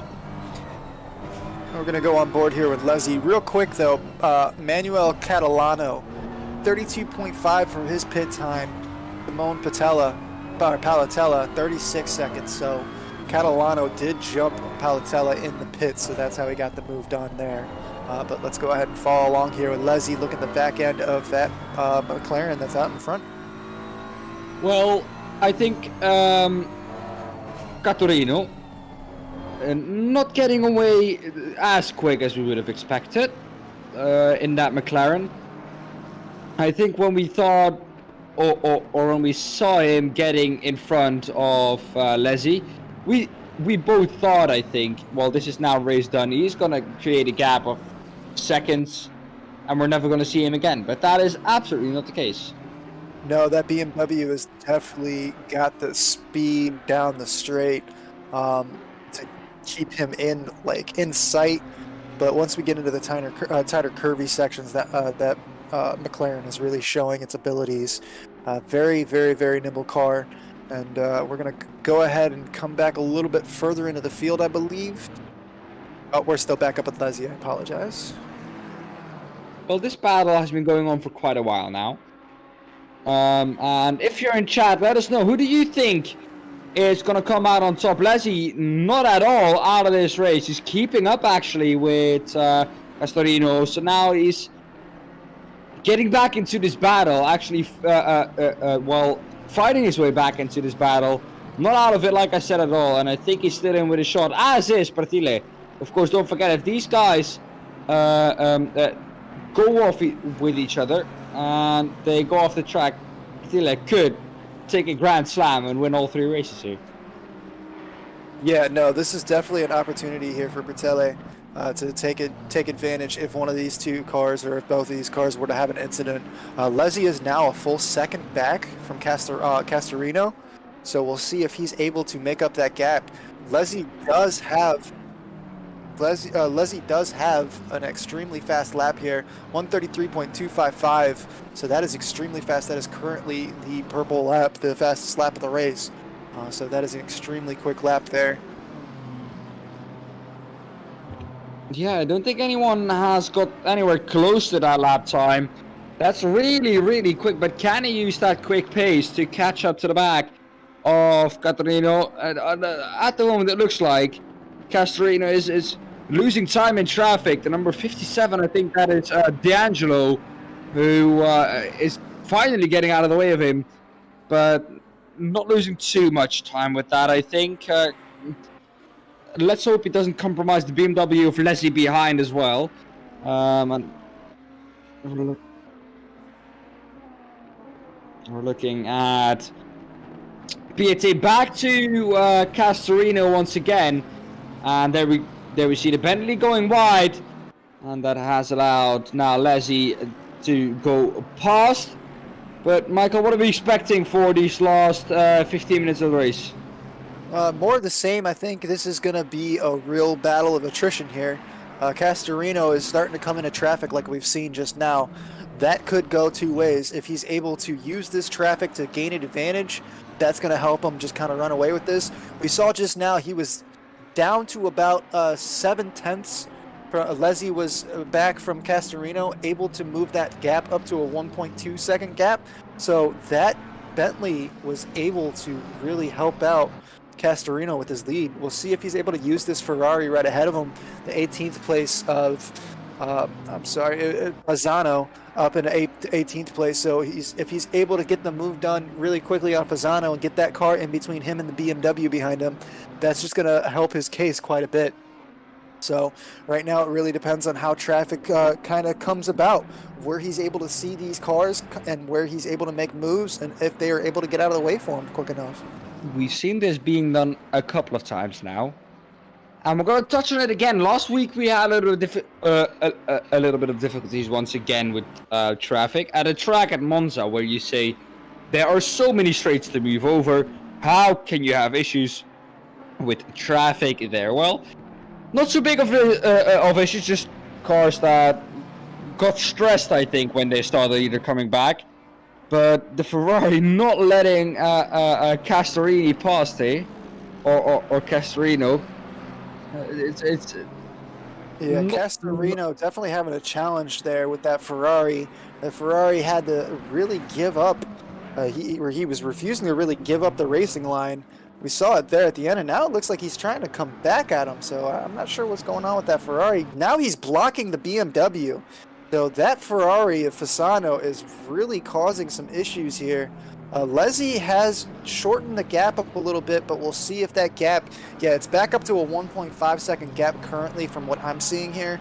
So that incident right there really at first was going against Castorino, but has really helped him stretch his advantage out quite a bit, down to a 1.3 second gap currently. But that being said, still out front here with 14 minutes left to go. Still 14 minutes to go. We're looking at the moment at the closest battle out on track, which is the one we've been showing for quite a while now. It is Simone Alesi and Castorino. Finally got that right. But yeah, it's this battle, which is the closest battle. And actually, what makes it even better is that this is the battle for the lead. Yeah, no, it's definitely an exciting battle. I don't know if we want to jump back to 22nd and 21st, but I do see a battle going on between Bellato and Torito. They are kind of close here. But yeah, no, there we go on the screen. So we're going to see if this Lamborghini, which is only seen a few Lamborghinis on the the whole season here, as the Audi of Torito just going quite wide there. That wasn't even a challenge. That was just move done, job done. I'm not sure if Torito just kind of missed his mark there or got loose, but he just went completely wide there and just left the door wide open. So they do look to be from the same team. We're gonna have a look back at that in the replay. Yeah, just allowing him past. They do, or delivery looks quite similar to each other, although they're in a different car. But I think that's a case of same team doesn't want to put up a fight. Well, I was trying to find us a nice little battle there. I apologize that didn't really work out to be the case. But still, back up front here momentarily, we are going to see Castorino has just kind of really started to pull away from it. He's currently got a 1.8 second gap from what I'm seeing currently on track coming through this final section here, and he is really just, you know, beating the brakes off that McLaren. He's just throwing it into the turns, able to really keep it under control. There's a lot of double apex turns here. There's a lot of not necessarily blind curves, but curves that just come out of nowhere, you know? So it's definitely a challenge, and to see him manipulating this McLaren the way he is. And we are going to go ahead and take it through a lap here. So we're seeing our driver come through the final corner. Castorino coming through across the start-finish line. He's going to get way out wide here into turn one, brake late, drop it down to the third gear, try to keep as much speed as he can, and then late on the brakes down to second gear, holding as much speed as he possibly can, cuts the corner here, gets out wide, allows the car to really come out, and then late on the brakes, all the way down to first gear, and for your first hairpin here. It's kind of a strange turn there. It's a hairpin, but there's actually two turns. Coming through here, gets wide out here, and this is one of the few spots that you are truly flat out for quite a bit of time. I believe this is the longest straight on the track. So you're coming down here into this turn where it's kind of close. You get down to second there, and then you just let it come out. And braking at coming through here, then you're braking at the last second, bringing it down into second gear for this long hairpin. Back on the gas, full throttle, all the way down here. And this is one of the trickiest parts of the track. So you're going to start out wide, come in close, and keep it out wide again. Stay as wide as you possibly can. Come in close. Wait. Then you just get down to third gear. Still on the gas, and then all of a sudden you're down into hard braking, hard right-hander. Down to the first gear, up into second gear, up into third gear if you dare. Run it out wide, keep control, stay off the curb, stay off the inner banking there, keeping it out wide through turn 16, and that is a lap here at Misano.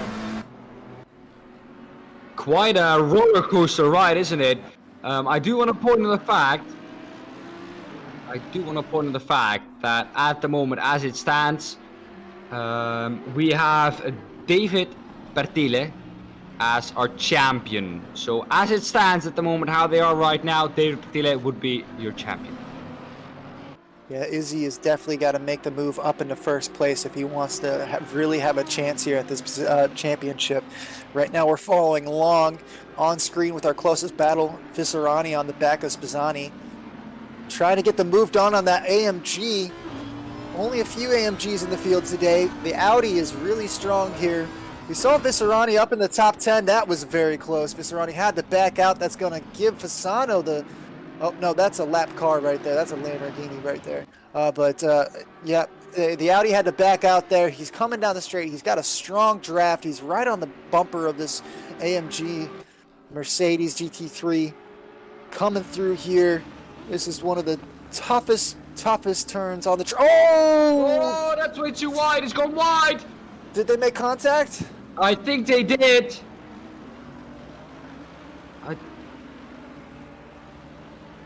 We're gonna have a look back. Take a look at that. Yeah, that was absolutely right on the bumper there.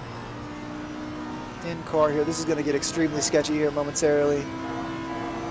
Out through the wide corner, keeping the speed up. The AMG just gets on the... Oh my goodness, you did well to avoid that. Yeah, the AMG just stayed on the brakes a lot longer than Visserani was really expecting him to. Got a lot slower there.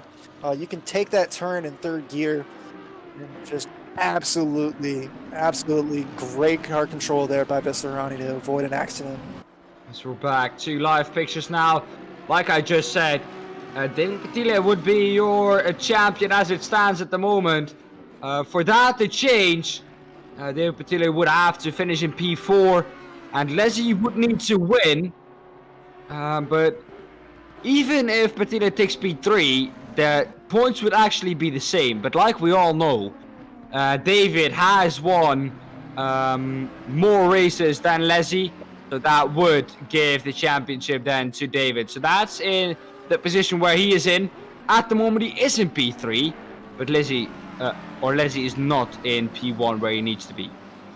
Yeah, no, definitely Leslie needs to get up into P1 to get a chance and opportunity at this championship. We are watching on screen with Malaya and Ray. This is one of the closest battles on screen. Oh, I'm sorry. We are going to go back to Visserani here. They are fighting it out once again, the AMG and the Audi. I do want to point out real quick something that we missed. Catalano and Palatella switching split places. So the Bentley of Palatella up into 6th place. Catalano and the Nissan GTR back into 7th place as we follow along here with Visserani and Spizzani.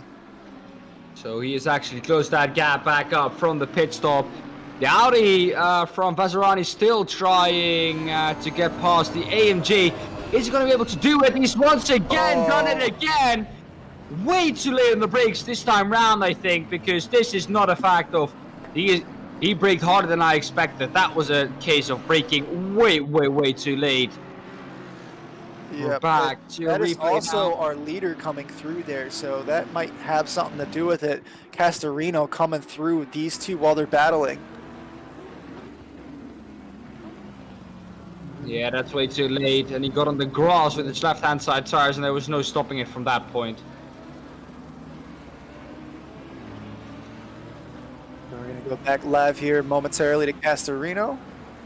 Up front here by himself now. He's got a 2.3 second lead according to my timing sheets. 5.7 seconds back from Leslie to Pertelli. So Pertelli is really falling off the pace here. Pertile, I apologize. Pertile has really fallen off the pace here. Magnani up into 4th place, Bergnara in 5th place. Palatella is in 6th place currently. That being said, I saw that he has a 30-second penalty coming. I'm sorry, 15-second penalty coming across the screen there for causing a collision. So even though we missed the incident between these two, Palatella and Catalano, there was clearly contact. That's how Palatella got through Catalana. So that 15-second gap, or that 15-second penalty is going to push Simone Palatella way down the order. That's not what he would have wanted. And that's actually going to put him right down outside of the top 10. That's not where he would have wanted to finish. Of course, he still has 5 minutes and a little bit of spare left to try and create as big of a gap as he can. This is what Perez had to do from Red Bull, I think, at the Singapore Grand Prix. So, and I think, well, when did this happen? We're hearing that it was 2 laps ago, so not too long ago. So the stewards really direct with that 15-second penalty. Yeah, they were on top of that. Now, I do know that we are looking here. Yeah, we have another battle with Visserani here. So we're going to go ahead and jump back here. And they are just fighting it out tooth and nail, these two.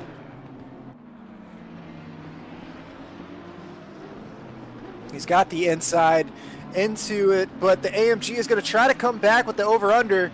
It's going to be a drag race, but I think, yep, one and done. The Audi has the inside line here, and then coming up through the final sector, final turn.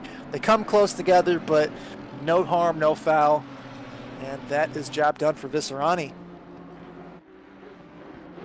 Well, he's going to try and go down the inside. We switch to the battle, now there's contact between the BMW and the Audi, and the BMW is going to be forced wide. That's going to lose him time to the AMG as well. And Trapani will not be happy with that. Luckily, the AMG is, I'm hearing, a lapped car, so he won't be too worried about that. But he won't be happy with the way that pass happened from the Audi. No, absolutely not. That is definitely frustrating, but that's part of the race. You know, you gotta use the back markers when you can. You just gotta try to hope that it's clean. But unfortunately, there got a little crazy. Pending post-race time penalties coming up for the 32 car have been cleared. The 32 car is Simone Palatella, so that changes everything there for that Bentley driver, currently in 6th place. Well, a little bit too quick then maybe for the stewards there with that 50-second penalty. But yeah, he does have a 5-second penalty instead of a 15-second penalty, so that is going to change things a little bit, but won't drop him down the order as far back as we were originally predicting. Oh, that's wide from the Audi. That is way wide onto the rumble strip. The BMW is going to try and get on the inside. Trapani is going to have a look down the inside. Can he make that move stick there? There's contact once again. And once again, the BMW has to bail out of that one. They're still side by side going into the right-hander. But the BMW slots in behind. He's going to try the old switcheroo, but not quite close enough to do it. Although now back onto the straight. Can he do it with a better exit? Yeah, he definitely had a solid exit there. He's using the draft. That BMW definitely has speed, but it looks like the Audi is really kind of pulling away from him almost. We'll see coming through the final sector here. He's going to have to back off a little bit to try to carry a little bit more speed through here. Trying to look for the inside, but unable to do so in through the hairpin. Unable to get the job done there, and that is going to bring him through the final 2 turns. Still a lot of work to do here for this BMW with 1:45 left in this race. I think we're getting close now to the end of this race. But it is the BMW of Trapani going to try it around the outside. No, not quite close enough. The Audi defender, though, and is definitely feeling the pressure. Oh, he's going to try it around the outside. He's really quick. He's really all over the back of that Audi. And can he now make that move? It's what we've seen in all battles, really, this evening, Michael. It's so close, but there isn't a really good opportunity to overtake it. Maybe now down the inside. Yeah, you really have to set somebody up and just absolutely create it for yourself. He's going to try to do an over-under outside the inside here, and he's just going to actually lose pace here as the leader is now on the final lap. So Castorino is on the final lap. If things stand the way they are, I do believe David Pertelli is going to be your champion. Pertile is going to be your championship leader and your championship winner. I do apologize, David. I can get your first name right. It's my middle name, but I can't pronounce Pertile very correctly. I apologize for that. But, well, it's in the system as Pertelli, so I completely get it. You've done 2 races where we've called him Pertelli, and now we have to switch to the right pronunciation of Pertile. So yeah, it is a difficult switch to make. I should just know that, though. Pertile, that's proper, but I guess I'm improper. I apologize, David. Castorino coming through on his final lap, coming through. Definitely got a huge advantage here. Yeah, the gap is up to at least about 3 seconds. That's what I can read from it. But Castorino coming through the final few corners. What a dominant performance it has been once again for him from this evening. Had to fight for it halfway through the race. Definitely didn't get this one as a present. Had to fight for it, like I said. But he's going to come through the last corner now to take this victory here at Misano at round 3. And he's going to finish ahead of Leslie, who I think is going to take P2 in the championship. If we look a little bit further back, here he is, Simone Leslie taking P2 in the championship. And this man, Pertile, is your champion of the season, coming through in P3 in this race. Did exactly enough. And I think this is the one and only time this time that he has finished behind Leslie. Yeah, this is the only time he hasn't finished on the top step of the podium, actually. But that doesn't matter. He's going to be the championship winner. Excellent race here. He's going to go ahead and just give it a little drift in there. He's going to throw some donuts out there. Some drama at the last lap. Oh, yep. Good. That's just a little celebration there by our championship winner. Castorino, absolutely stunning race. able to take pole 2 times. 2 times. How often do you see a driver able to take pole twice for the same race? Absolutely stunning. Normally you don't see that because, well, for one race you normally have one qualifying, but yeah, that's amazing. Yeah, he was on top form this evening in that McLaren. Oh, it's gonna do a, yeah, oh, look at that, doing it in Daan as well in the background. Yeah, congratulations, of course, to Pretile with the championship. He's been mighty, mighty strong throughout all these 3 races. 2 victories and 1 P3 in the championship. Leslie coming through with, well, 3 P2 finishes, and you guessed it, finishes P2 in the championship as well. That was an excellent race there. Excellent championship. All 3 races, just brilliant drives there. Championship winner, 2nd place. Castorino coming through with the win there. Absolutely phenomenal outing today. That McLaren just outpaced everybody from start to finish. I'm surprised that, and I said this before the race, I'm surprised we didn't see any Porsches out there today, but absolutely stunning performance there by McLaren. Yeah, I think, Michael, oh, we just switched off it. The results were on screen for you to take a look at it. There we go. Yep, we're going to go ahead and go through these results. Castorino coming through in 1st place. Leslie in 2nd place. That's not Pertelli. Say it for me one more time. Pertile. There we go. David Pertile coming through in 3rd place. Magnani in 4th place. Bergnar in 5th place. Palatella in 6th place. Catalano in 7th place. Otto in 8th place. Paca in 9th place. Trapani in 10th place. Balega in 11th place. Matoli in 12th place. Stefano Ray in 13th. Cicio Malaya in 14th. Ricky Polamini in 15th. Visarani coming through in 16th place. Bazzani in 17th place. D'Angelo in 18th place. Fasano in 19th. Faliti in 20th. And then we're going to go down to 21st place. Toretto, Pudignano in 22nd. Bellato in 23rd. And Grifo in 24th. We did lose a few drivers there. But that was an epic battle towards the end. An absolutely stunning race. Yeah, I think, guys, you can ignore the penalties on the right-hand side. We have to add that that was because, of course, the 99 million pit stop that these drivers had to make, which was, of course, not possible. They only needed to make 1. They all did that, and this is, I think, the standings how they are at the end of this race. But yeah, like you said, it was amazing. And yeah, what a championship it has been, and I think well deserved for Pertile to come through with the championship.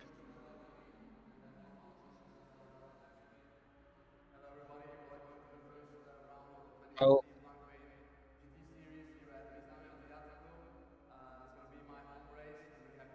Well, guys, I think it's time for us to round it off. Once again, a huge thank you to the guys at ACC TV and the guys at ACC Drive. Of course, big thank you to these guys, like I said, from the team at JPB. A big thank you as well. A big thank you to you, James, the mastermind behind it all. You didn't hear this whole evening, but he was the mastermind behind it all, taking care of us. A big thank you to you, Michael, as well, for being here with us this season. A big thank you to you guys for watching.